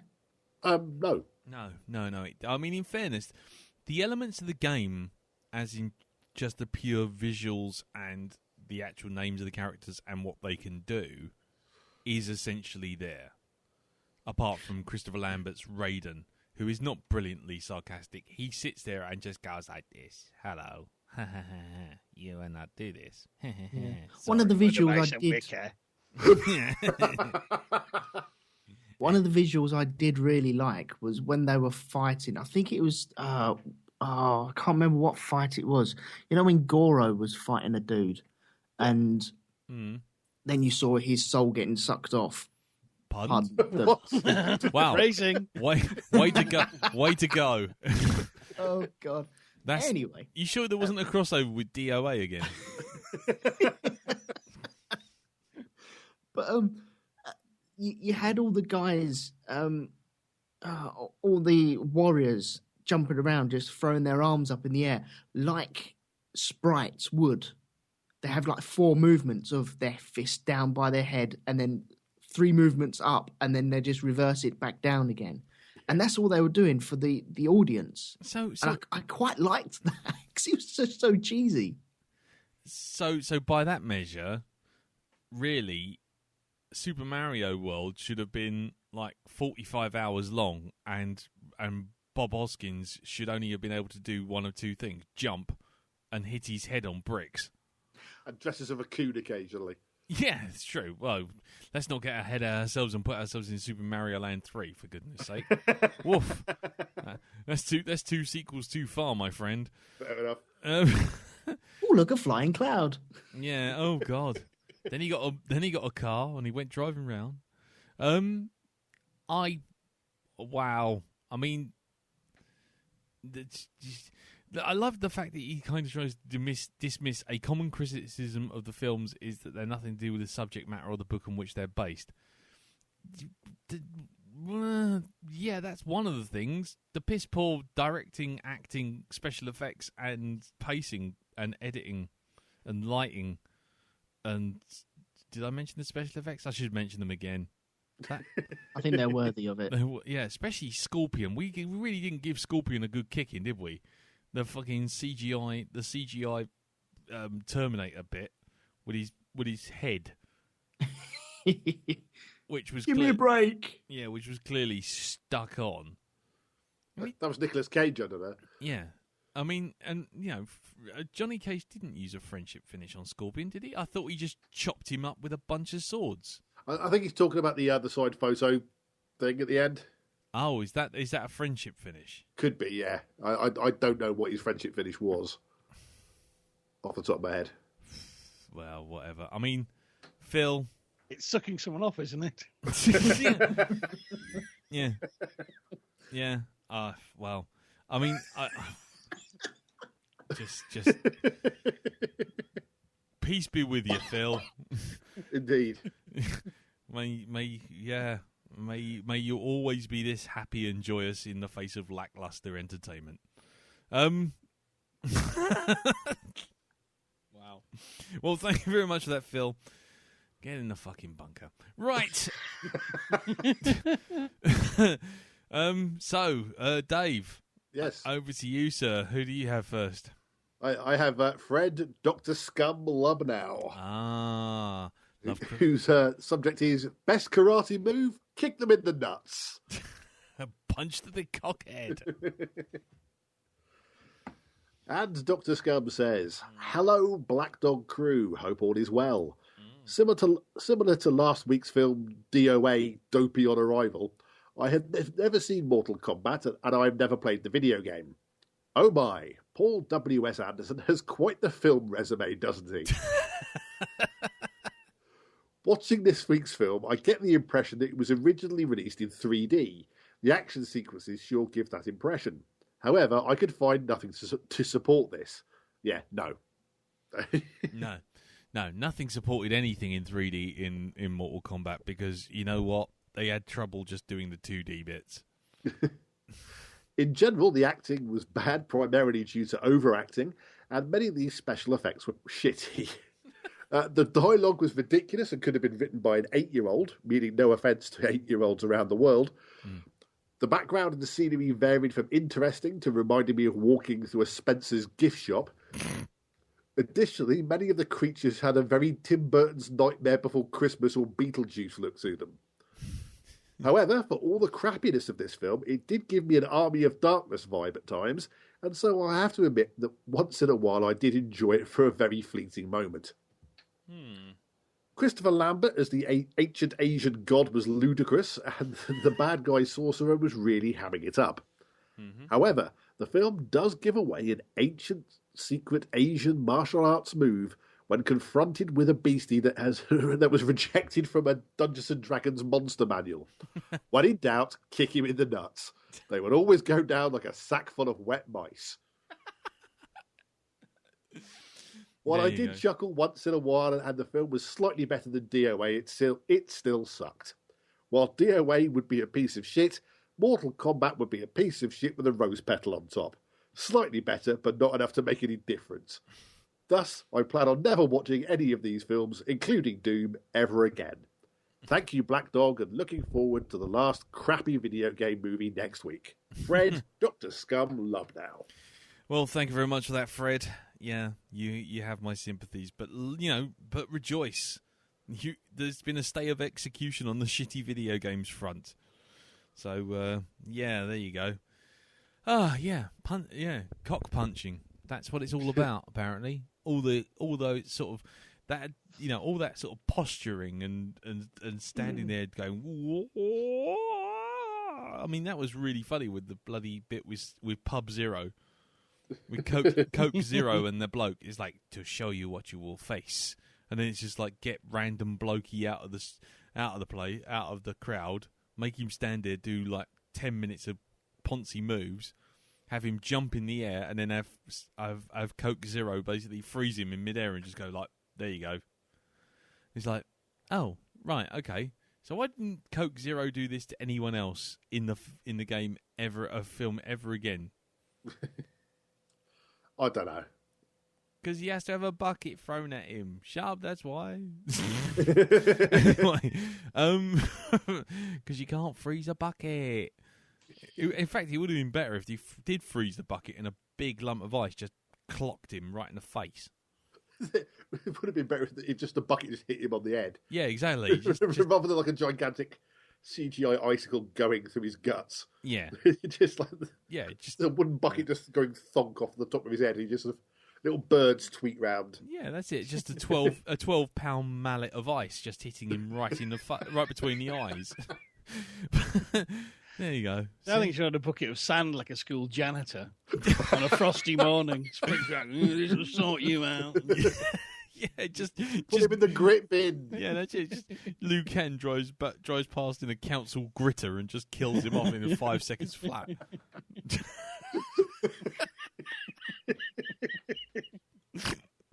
Love it. Oh, well, anyway, thank you very much for that, Fred. And you can read more of Fred's stuff on his blog, which is lovecraftianscience.wordpress.com. Okay, brilliant. Well, let's move on to my next bit of written feedback, and that is Murray the Pieman Christensen. And he writes, oh, by the way, subject is Mortal Kombat, brackets, should be shouted. He writes, hi, guys, I didn't want to miss the deadline or ruin my voice shouting Mortal Kombat. So this is written feedback again this week. I have fond memories of Mortal Kombat. Oh, I'm not going to do that anymore. Mortal Kombat, and I must have been around 15. An interesting time, date coming up, isn't it, really? 15. When your brain was obviously clear. Everyone's brain was clearly susceptible to this kind of stuff. I must have been 15 around this time when it came out, and I remember going to see it in the cinema. We took the train to Glasgow, went to Forbidden Planet and to Burger King, and watched the movie adaptation of a beloved video game. All in all, 15-year-old me could not have asked for a better day. I am, of course, familiar with the game franchise. In fact, this was probably one of my first really hyped game launches that I remember. I even remember long arguments over the benefits of drawn sprites versus Mortal Kombat digitised figures. For the record, sprites, obviously. Agreed. Anyway, my memory was loving this, but I was 15, so I decided to take off the rose-tinted specs and have a good look at this film. First, I'm surprised at how little of Mortal Kombat 2 bled into this. The game has been out for ages, and I genuinely thought they'd use it too. To, if nothing else, bulk out the roster. I also noticed that the director was one Paul W.S. Anderson before he earned his middle initials. But overall, one thing that struck me was how cheap this looked. It really feels like something that would have gone straight to video. I'd still rent it, but I'm genuinely surprised it was at the cinemas. So I did some digging. Our 18 million, and now 18 million does seem like a lot of money, but even at the time it was a pretty small budget. For comparison, the previous year Street Fighter cost over 30 million. I reckon that a lot of that was saving on the cast. When your biggest name is Christopher Lambert, you know that his money's tight. See? There you go. Christopher Lambert, mark of quality. Anyway, how has this film aged? First, I still had fun. The pacing is decent and it does the job of getting our heroes from one fight to the next, which is just as well because when they aren't kicking people in the head, we are sadly shown exactly the quality of actor this budget gets you.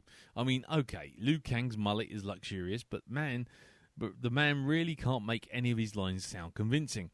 Johnny Cage was the best of the cast, and indeed this made me consider the in-game character is less of an arse, which is quite something. As for Kano, good gods, it might be time that I was waiting for him to start setting up a dodgy crime syndicate in Brown Sector of Babylon 5 or something, only to be shut down at the end by Garibaldi or Ivanova or Veer or someone. What I did what I did appreciate was the attempt to get the similar look and feel to the characters.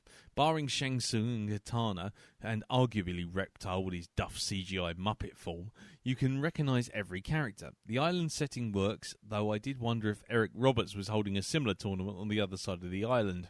And there's some nice nods to the game, such as Reptile being unlocked as a fighter, and Liu Kang going through some endurance match at the end, and most of the characters getting their signature move in. I did wonder if they cut the mirror match and the Katana info dump of face yourself didn't seem to happen. One of my enduring memories was being annoyed about how little everyone's garishly dressed ninjas had to do. Scorpion and Subby are fan favourites, and I remember many people wanting more of their backstory in the film. Now, I'm happy with what we got, as the rest would have been fan wank.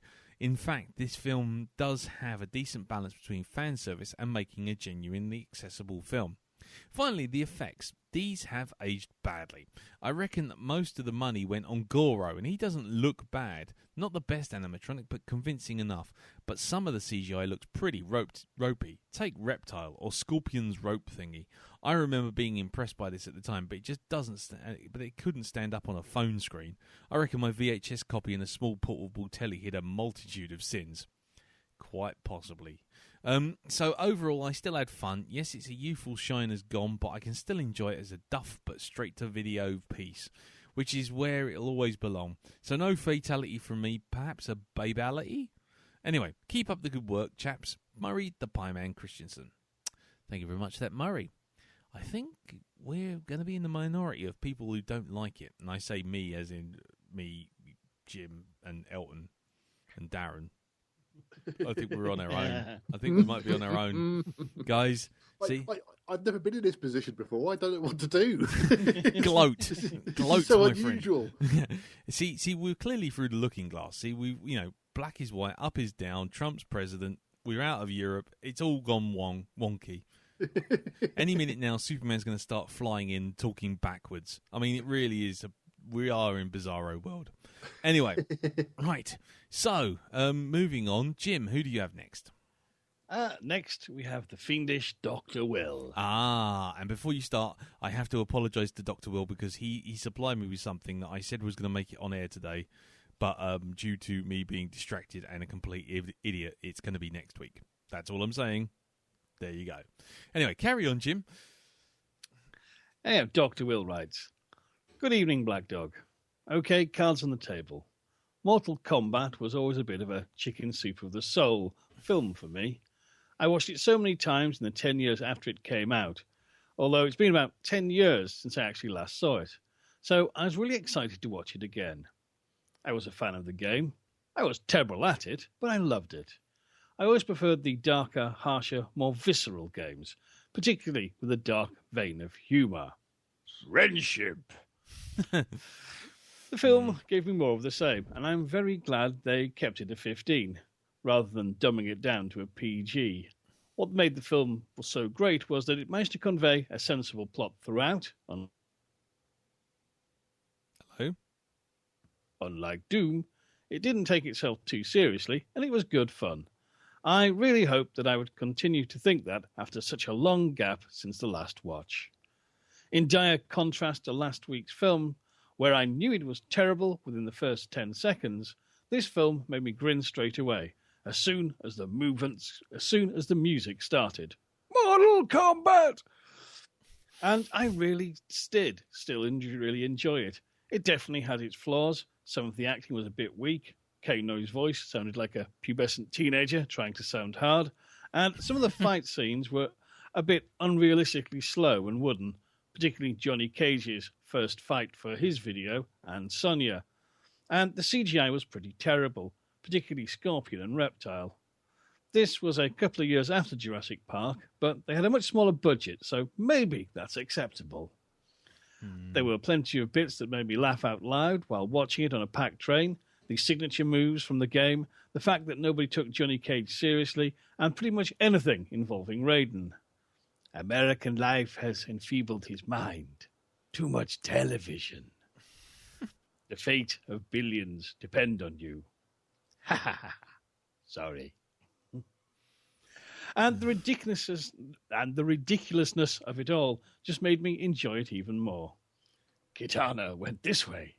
As soon as they're breaking through the cobwebs they've been untouched for centuries. Yeah. And if nothing else, you've got to love Liu Kang's hair. So until next time, Fiendish Dr. Will. P.S. Despite, or perhaps because of, my love for this film, I have never watched the sequel. Yeah, don't.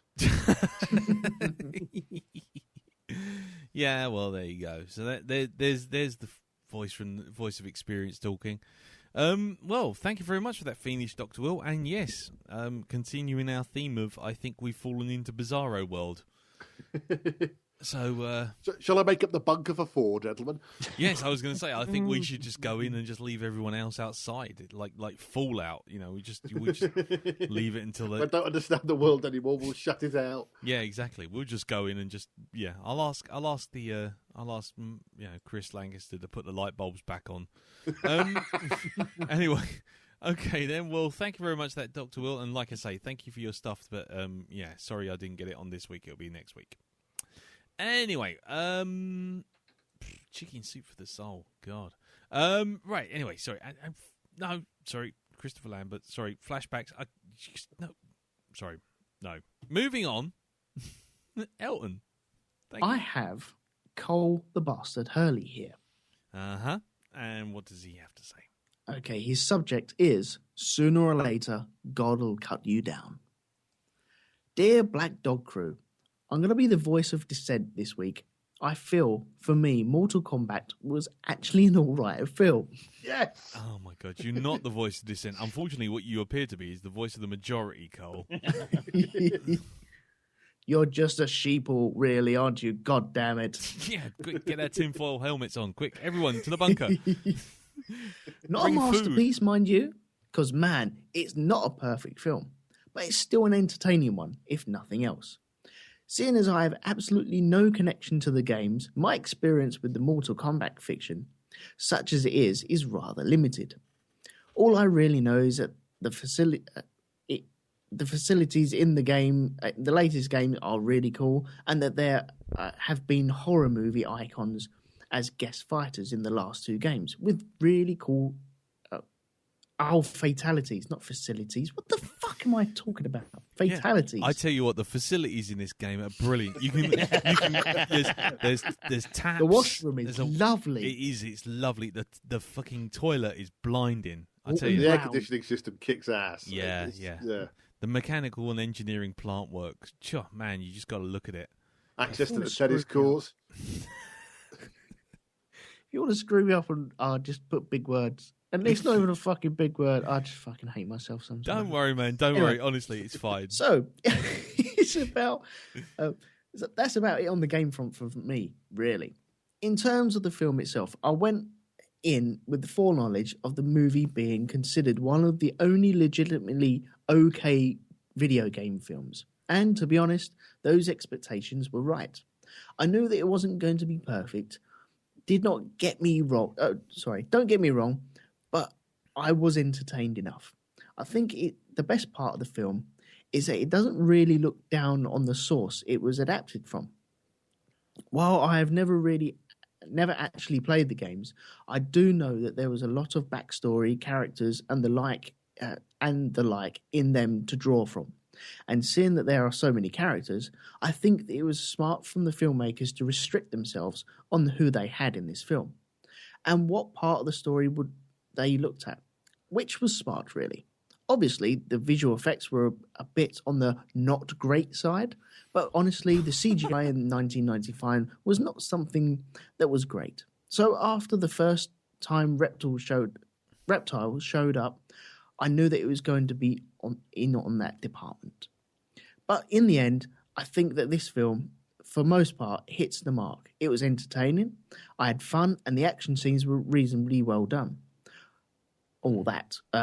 So send me to the bunker if you must. But hey, whatever. Now, personally, if I had to make a Mortal Kombat film, I'd do a few things. Firstly, I'd get someone who knows stuff about the series. Secondly, I'd make a movie about Scorpion and Sub-Zero, probably. Because what I do know is that their stories are incredibly entertaining and have a lot of potential for adaptation. In conclusion, yeah, I had fun. Till next week, Cole. P.S. Howdy, I'm going to separate you from your head from your shoulders. Thank you very much for that, Cole. As you now know, you're not. You're not the voice of dissent. I'm afraid. Quite the opposite, in fact. I can't help thinking of a movie that focused on Scorpion and Sub-Zero with like two Banes talking to each other. Yeah. But the other thing I always remember is that Scorpion was some kind of zombie, and Sub-Zero was essentially some kind of drone. I don't really know the backstory, to be honest. Yeah, the chattier version of Sub-Zero shows up in Mortal Kombat Annihilation. Oh, I bet it does. Yeah, he doesn't wear the mask. It's the version of it that I think turns up in either Mortal Kombat 3, maybe? Yeah, where he's just sort of basically wearing braces.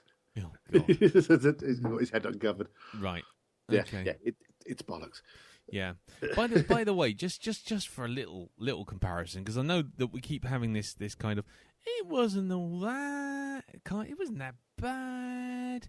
I mean, especially when it comes to the CGI, it's okay. I mean, let's not forget, 1995 gave us GoldenEye, Toy Story, Braveheart, Seven, Casino, Apollo 13, 12 Monkeys, Batman Forever, Babe.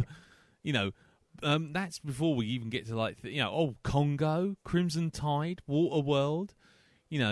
Wasn't a bad bad year, really, was it? No, not really. Jumanji.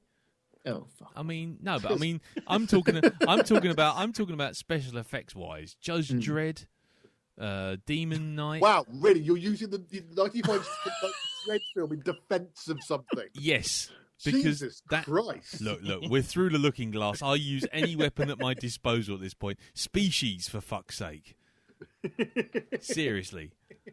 I mean, that's a terrible, terrible film. We should do that because that is just absolute bollocks.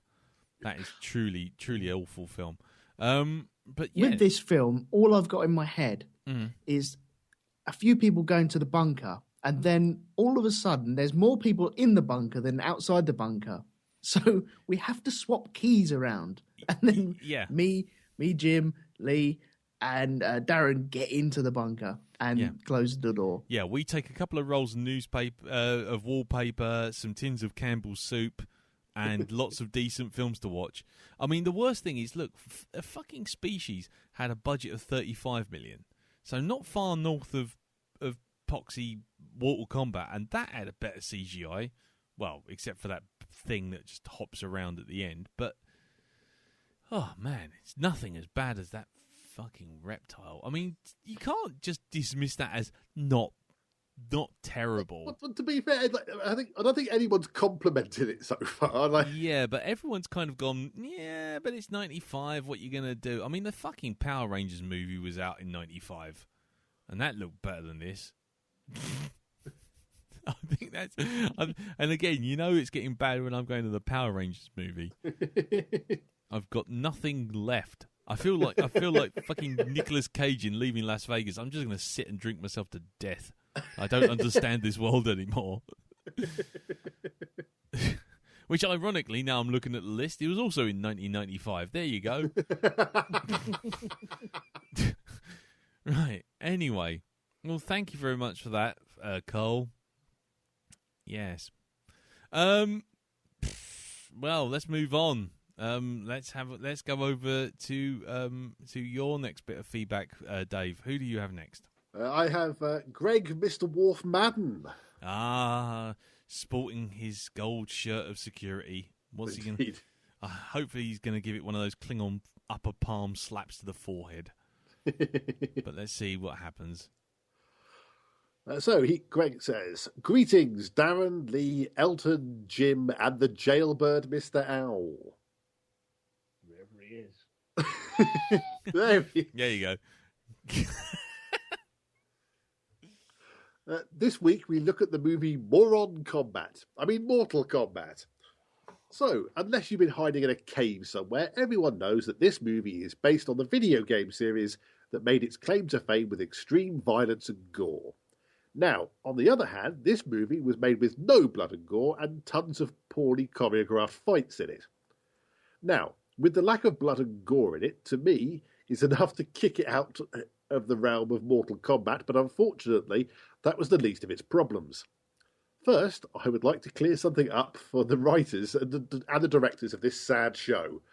Before I watched the movie, I thought that this would be a no-brainer, but they couldn't get this right, so maybe there are more people out there who need help with these definitions. Flawless, pronounced flawless, adjective. Having no defects or faults, especially none that diminish the value of something. Flawless victory.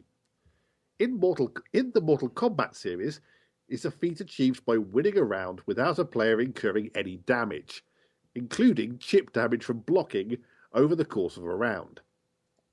In most other fighting games, this is usually referred to as a perfect win.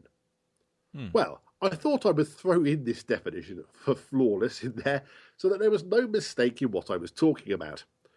For all of us who sat through this god-awful show knows that they felt that they needed to use the term flawless victory after every fight, no matter what happened in it. Yes.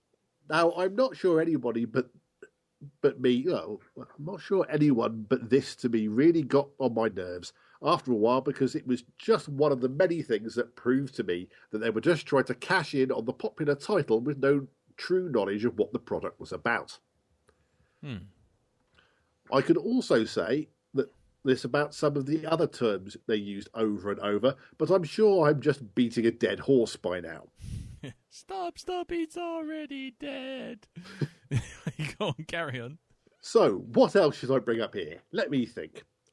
I'm sure that everyone else has brought up Christopher Lambert's Highlander-style Raiden by now, along with Kerry Hiroyuki Tagawa's character, who looked like he had a broomstick up his bum, or that he was just really, really constipated all the time. Maybe why he was the bad guy in the show. He wasn't evil. He was just really pissed. He needed some X-Lax. Yep. Anyway, I see my feedback is running a bit long, so I'll wrap it up here by saying this movie needs to be sent to the deepest parts of the Earth realm and thrown into the bunker of shame along with the directors and producers for this piece of crap. Well, with that out of the way, I will say good day from the security post of the USS Blackdog. P.S. I think our science officer, Mr. Spock, is really enjoying these movies because during a search of his quarters, my officers found a copy of DOA and Mortal Kombat under his pillow.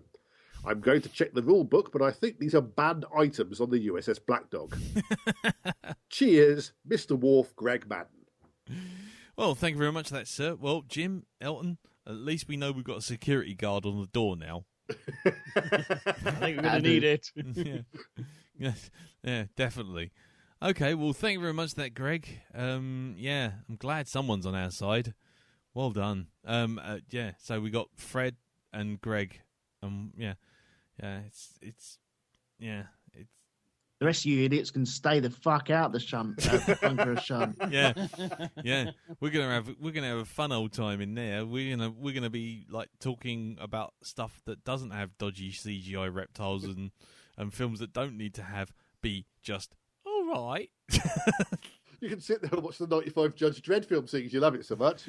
Well, yeah, absolutely. At this point, I'll have fucking Hoagie on loop. Just bring me more Rob Schneider. Yeah, rocking backwards and forwards, going, show me more Juice Bigelow, Mel Gigolo. Anyway, right. Well, anyway, thank you very much for that, Greg. And now it's time to move to the other end of the ship, to the science department. And with my last bit of written feedback, which is from Gary Madden. And Gary writes, Immortal Kumquat. Greetings of various and sundry Black Doggerel and Sensei Owl.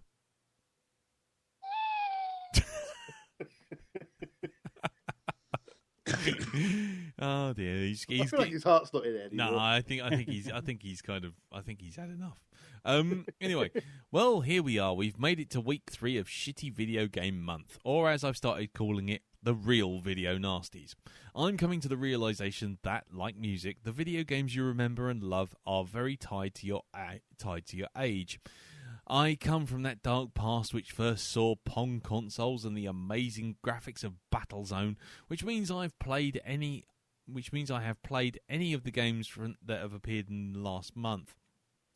It wasn't much, which means if I had played any of the games that appeared in the last month, it wasn't much. I think I may have dropped a few quarters into Mortal Kombat during my youth, but it left so little impression on me that I had no recollection of the characters or their abilities. So it was a bonus that I watched this in 10 forward with Mr. Wolf, although I don't know if he'd say the same thing. Me. Is this based on a game with the cheetah kung fu guy in it? Wolf. No, that was Street Fighter. Me. Well, what about that big commie general? No, that was Street Fighter 2. Well, what about the sumo wrestler? I think his name was Hyundai or Subaru or something. No, that was Honda, and he was also in Street Fighter. Me? Flawless? Oh, shut the fuck up. Oh, from this point on, he stopped answering my questions and just growled through his bared teeth. I guess at this point, the point I'm trying to make is that if there were any correlation between the game and the film, they were all completely lost on me. Are we sure this entire film isn't really about bad case of constipation? Oh, there you go. More shit stories. There you go. I mean, just look at the expression on Kari Tagara's face in any of his scenes. You can just see that he's trying to pass the square turd. And then there's Goro, who seems to spend half the film sitting on the can. And when he does get up to walk, he's more like he's plugged up Ninja Turtle than the Kung Fu champion of the Outworld. I tell you, one day the dam's going to break and then you'll be saying, fatality. In general, the rest of this movie is just dumb and sloppy. It tries to pass off Christopher, there can be only one, Lambert, as the Frenchest Chinese god of thunder ever. The contestants take on the worst Disney cruise ever to Mortal Kombat Island, where the ship leaves Hong Kong Harbour. It seems to actually back out. Every battle scene ends with a fatality, except the one involving Katana, which just kind of ends. Because reasons. When Liu Kang flashes back on the beach, each cut is separated by the sound of a camera shutter clicking. When Sonya is taken to the Outworld, her hair suddenly turns blonde, and then, just before the credits roll, we're promised a sequel in which Liu Kang and Lord Raiden take on Eddie from every cover of the Iron Maiden album ever. Like getting a face full of reptile breath while Christopher Lambert creepily whispers in my ear, this movie left me needing both therapy and a long shower. I'm looking forward to next week's film and the game that I've actually played, but I'm still wondering how the little plastic boats putting pegs in holes will become the plot of a movie. Still, live long and prosper, and may all your French-Chinese gods be mimes. Gary, Mr. Spock, Madden. Well, thank you very much for that, sir. And as I've said before with the other feedbacks, you don't worry, stay of execution on that one, my friend. You don't have to worry about it. Though we will get round to it at some point. So there you go. So there's Gary, Greg, Fred, and us. Doesn't seem like we're in the majority. We're kind of stuck in a bunker. I hope people bring nibbles, because we're going to be stuck in there for a long time. Anyway, so thank you very much for that, Gary. Yes, and now it's time to move on to our MP3 feedback. Well, we've only got two, and the first one is from the newly jobbed Mr. Michael Cornett, the belly stapler, and here's what he has to say about Mortal Kombat, although I think we might get a hint, because he actually entitles his email, which sent the feedback, Mortal fucking Kombat with a K. I wonder where he's going with this. Yeah, I wonder. Spelling objection. Okay, let's hear what he has to say. Good evening, Black Doggers. Good evening to Lee, Darren, Jim, and Elton. This is Mike Cornett, the belly stapler. In a very good mood tonight. I start my new job Monday. Yay! And then in a not so good mood because I fucking watched Mortal fucking Kombat. Jesus, titty fucking Christ! What the fuck, people? This movie is such a fucking mess, and I should have known. Directed by Paul W.S. Anderson, who I fucking hate. this movie, I mean, just the story makes no sense. It's profoundly overproduced from a production design sense. I mean, it's just like enormous, elaborate sets. That ship that's like something out of Pirates of the Caribbean, and this predates Pirates of the Caribbean by quite a bit. I had to check. In fact, the sets look like something out of Pirates of the Caribbean. Maybe Pirates of the Caribbean ripped them off. Holy fucking shit. But the story makes no sense. These overdone sets, the acting shit, the people just seem to bounce around and making sure that nothing ever musses up their hair too much. I mean, I will give it credit. One little tiny bit of credit for having a bunch of men with their shirts off. Yeah. But it's just so much of this that just doesn't go anywhere. And they'll like kind of build something up from the start, and then all of a sudden it's boom, taken care of.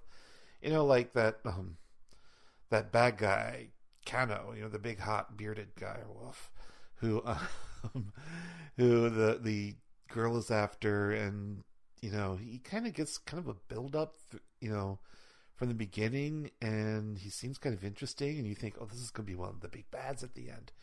No, she kills him like halfway through the movie, and he's gone. The fuck, I mean, this is kind of like the Darth Maul phenomenon, where they give this character a huge build up, and he does pretty much nothing. He's just killed partway through the movie, and it's just totally ineffectual. I was like, fuck it, just fuck this movie. On the stupidity of having Mortal Kombat in the soundtrack, it fucking pissed me off. That's just so fucking stupid. And I guess, I mean, I don't do video games. I mean, it's not like I consider myself too good for them or anything. Just not my thing. So I'm not going to sneer at anyone who does them, and maybe this is something people who do video games like to have. Maybe. I don't know. To me, this does not make a whole lot of sense. It doesn't make me want to know more about the game. It doesn't make me want to play it. It doesn't interest me at all in this anymore. I mean, I just watched this and I think this is a shit movie. This is a shit movie that really seems designed more for kids. Or not even kids, but like teenagers or something like that. So, yeah, it's, except for like Kano coming out to fight with his shirt off, which was like, oh, yeah, let's rewind that. Let's play that again, and let's play that again. But other than that, fuck it. Fuck this movie in the ear. It's shit. Paul W.S. Anderson should have a stake pounded through his heart and buried with a sprig of holly in his mouth. So, anyway, that's it. Next time I talk to you, I'll be a working boy again. So, see you later. Mwah. Bye. Mwah, and back at you, sir. And congratulations again on your new job, and congratulations on joining the rest of us schlubs in moaning about our jobs forever and a day. Well, there you go. Well, at least now we know we've got belly stapling entertainment in the bunker of Shun. Excellent. Well, I think it's starting to even up. I think it's starting to look a bit 50-50. Okay, get everyone back in the bunker of Shun, guys. We're out. Hand the keys over again. Hand the keys over again. Take the bunting down. Yeah, paint over the windows again. Yeah. I completely agree with Paul W.S. Anderson. Is a cinematic war crime for the most part, to be honest. Anytime his name appears, my heart just sinks. However, I'm quite glad we gave you your own DOA moment there with a few of the fighters there, sir. So you're welcome. So there you go. We're an equal opportunities leching podcast. Never let it be said. Right. Okay. Well, thank you very much. Yes, it is a big pile of shit, without a doubt. So there you go. But you know what? As I said before, you watch some of Anderson's other oeuvre and just know that this was probably the best of the bunch. There's a couple of others of his I don't mind. Sorry. I quite like the Three Musketeers. Whoa! Back up that truck, Nelly. What? I mean, don't get me wrong. It's not the best version of the Three Musketeers. It's not even a version of the Three Musketeers. but it's a bit of steampunk nonsense that I don't mind, and I do quite enjoy sort of like Death Race or Death Metal Mario Kart. Wow. Okay. Well, I hope you and your colony in the bunker are doing quite well. Don't get me wrong. Like, yeah, he also made Alien vs Predator, which is shit, and executive produced the second one. Which is even worse. And made Cement Horizon. Yeah, so it swings and roundabouts. Yeah, and gave us 7 Resident Evil films, which I've not watched all the way through, so I can't comment one way or the other. Although I don't imagine they're great. No. Right, moving on. You're never coming back on here again. No. Yeah. Quick, going now. The window's shut. Yeah, brick up the doors. Anyway, right, okay, and now it's time for our next and last bit of feedback, which is, of course, Drew and Tracy. So let's hear what they have to say about this film. So what started out as quite a normal, interesting Sunday has turned quite sour with the fact that you just made me watch fucking Mortal Kombat, and we've just heard that Bill Paxton's died, which is that's quite grim fucking news, yeah. horrendous. Well, let's keep on Mortal Kombat. Yeah, but anyway, then. back to the film. I'm not adverse to these daft fight films, right? To be fair, they can be quite like entertaining, but this was just doing my conking, I couldn't. Yep. Like, halfway through, I just couldn't concentrate on what was going on because I just couldn't take my eyes off Christopher Lambert's wonky minces. I've never noticed him before, but I don't like to talk about his appearance, but he's a terrible actor. Oh, well, yeah, but he's never been anything great, to be fair. Yeah, he's really bad. Yeah, but those minces were just winding me up in this tonight. So we was talking about Goro. Is it Goro? Not being so. CGI, but actually being... Well, he looked like a practical effect to me. Yeah, it wasn't CGI, was it? Because there was No. that terrible, like, alien lizard thing that just looked horrendous. That was just a horrendous. lot of the effects were really bad in this, actually, weren't they? Yeah. But yeah, he looked like he was like, I don't know, someone in a suit or something. Possibly, wasn't but it? that actually made the fighting convincing to, in a loose term, but... because I said to you at some point, is that bloke who's fighting him just throwing himself around the ring?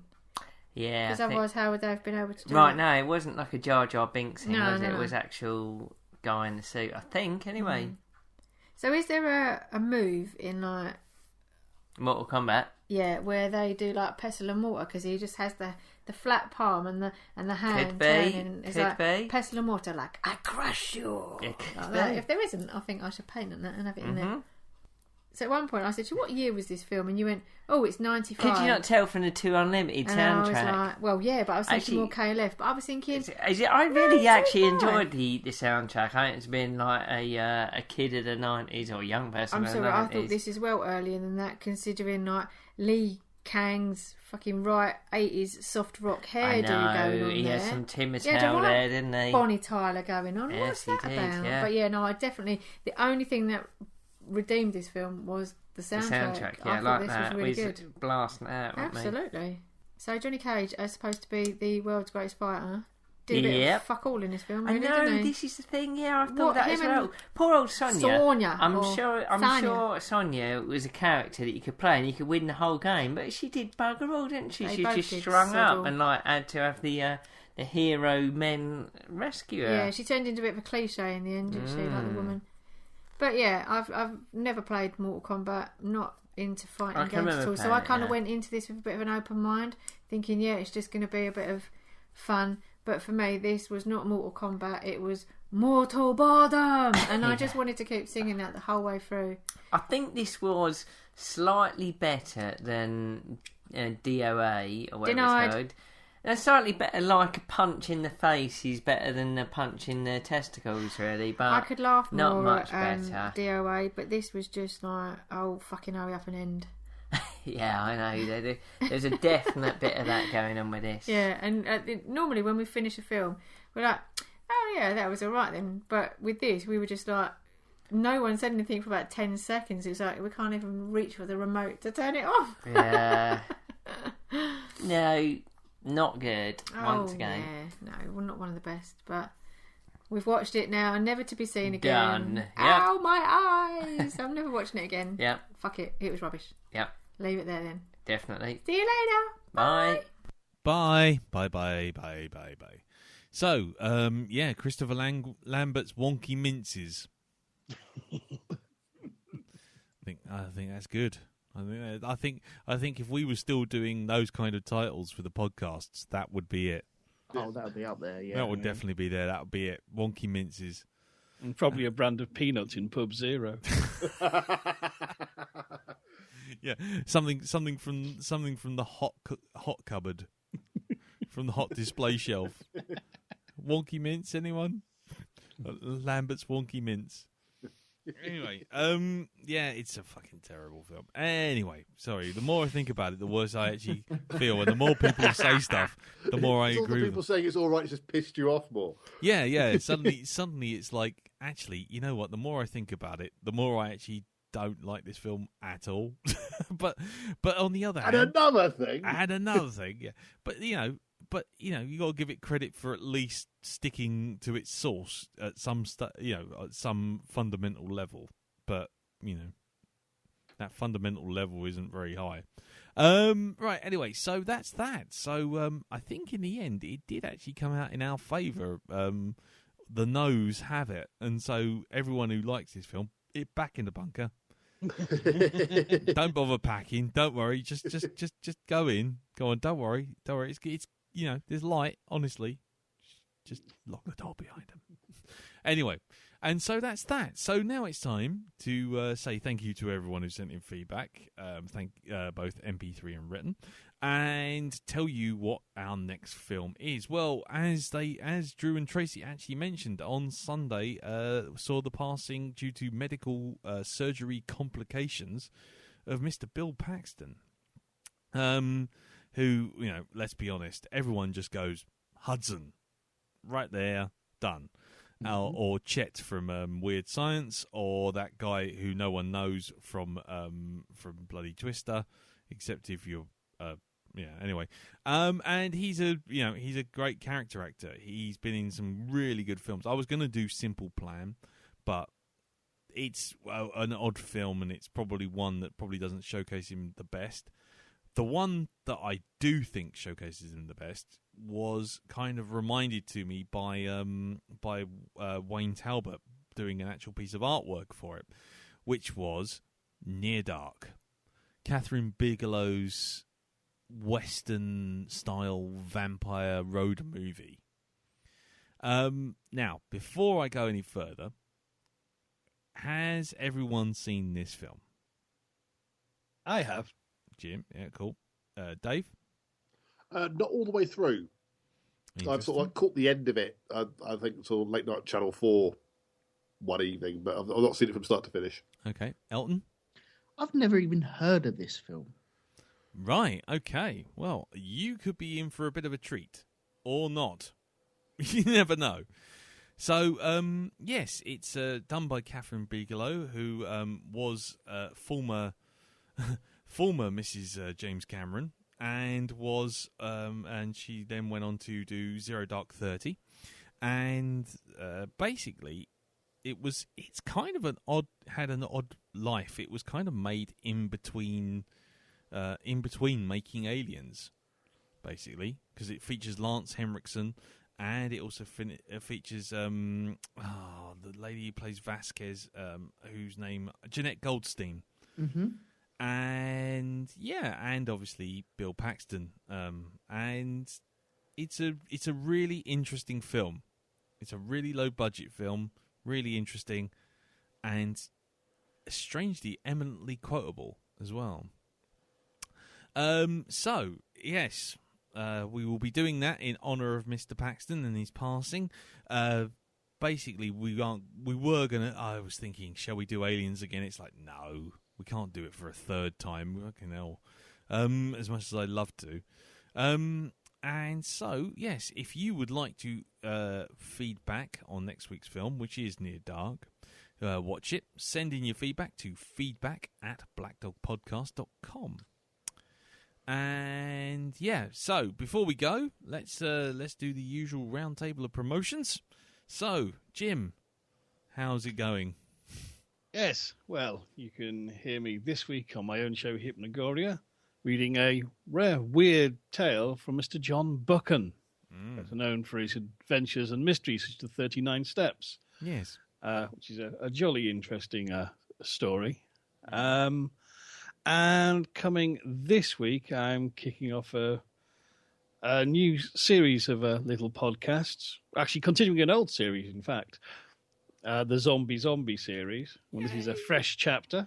Nice. And we spend at least 4 or 5 weeks exploring the actual origins of zombies. Oh, cool. Sounds good. Lovely. Okay, right. Well, we'll be watching out for that then. And what about you, Elton? This week I released, or myself and Andy released, the third part. Hang on. Yes, third part of the Band of Brothers podcast, which is part 2, Day of Days. So pop along there if you're watching along with us. Lovely. Anything else? Any other Shonky Lab stuff coming up?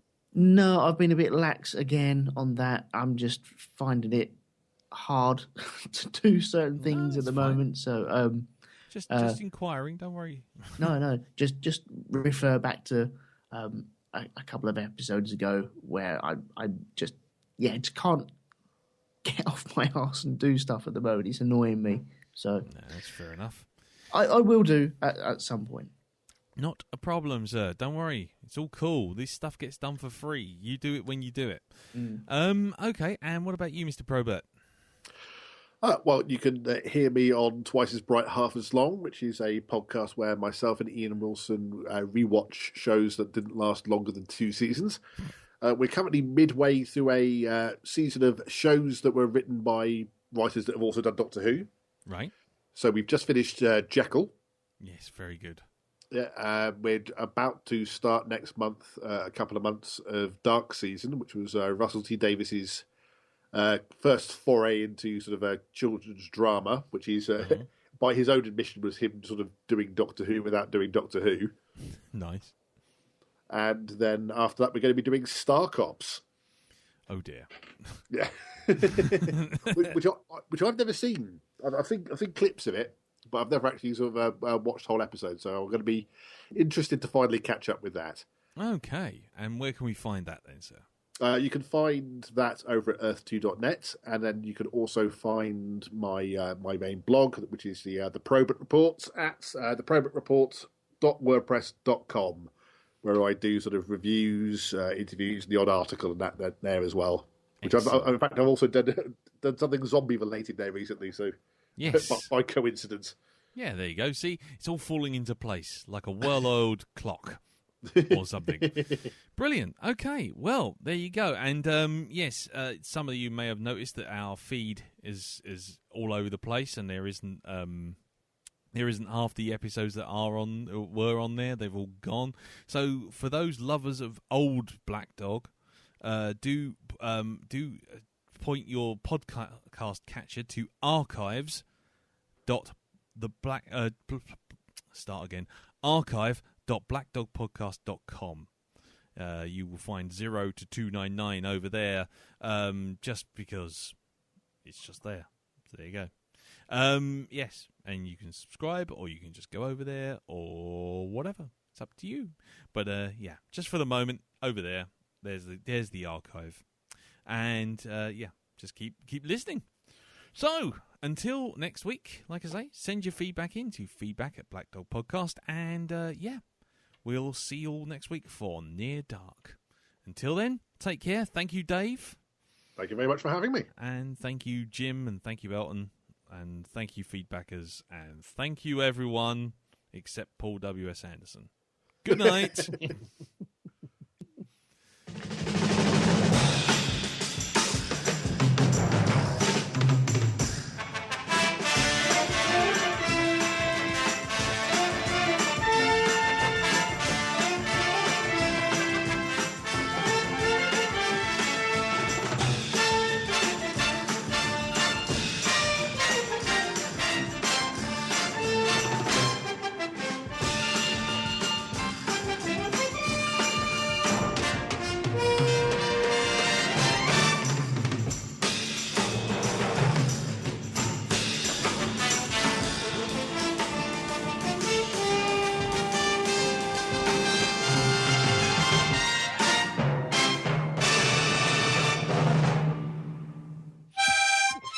bollocks to it.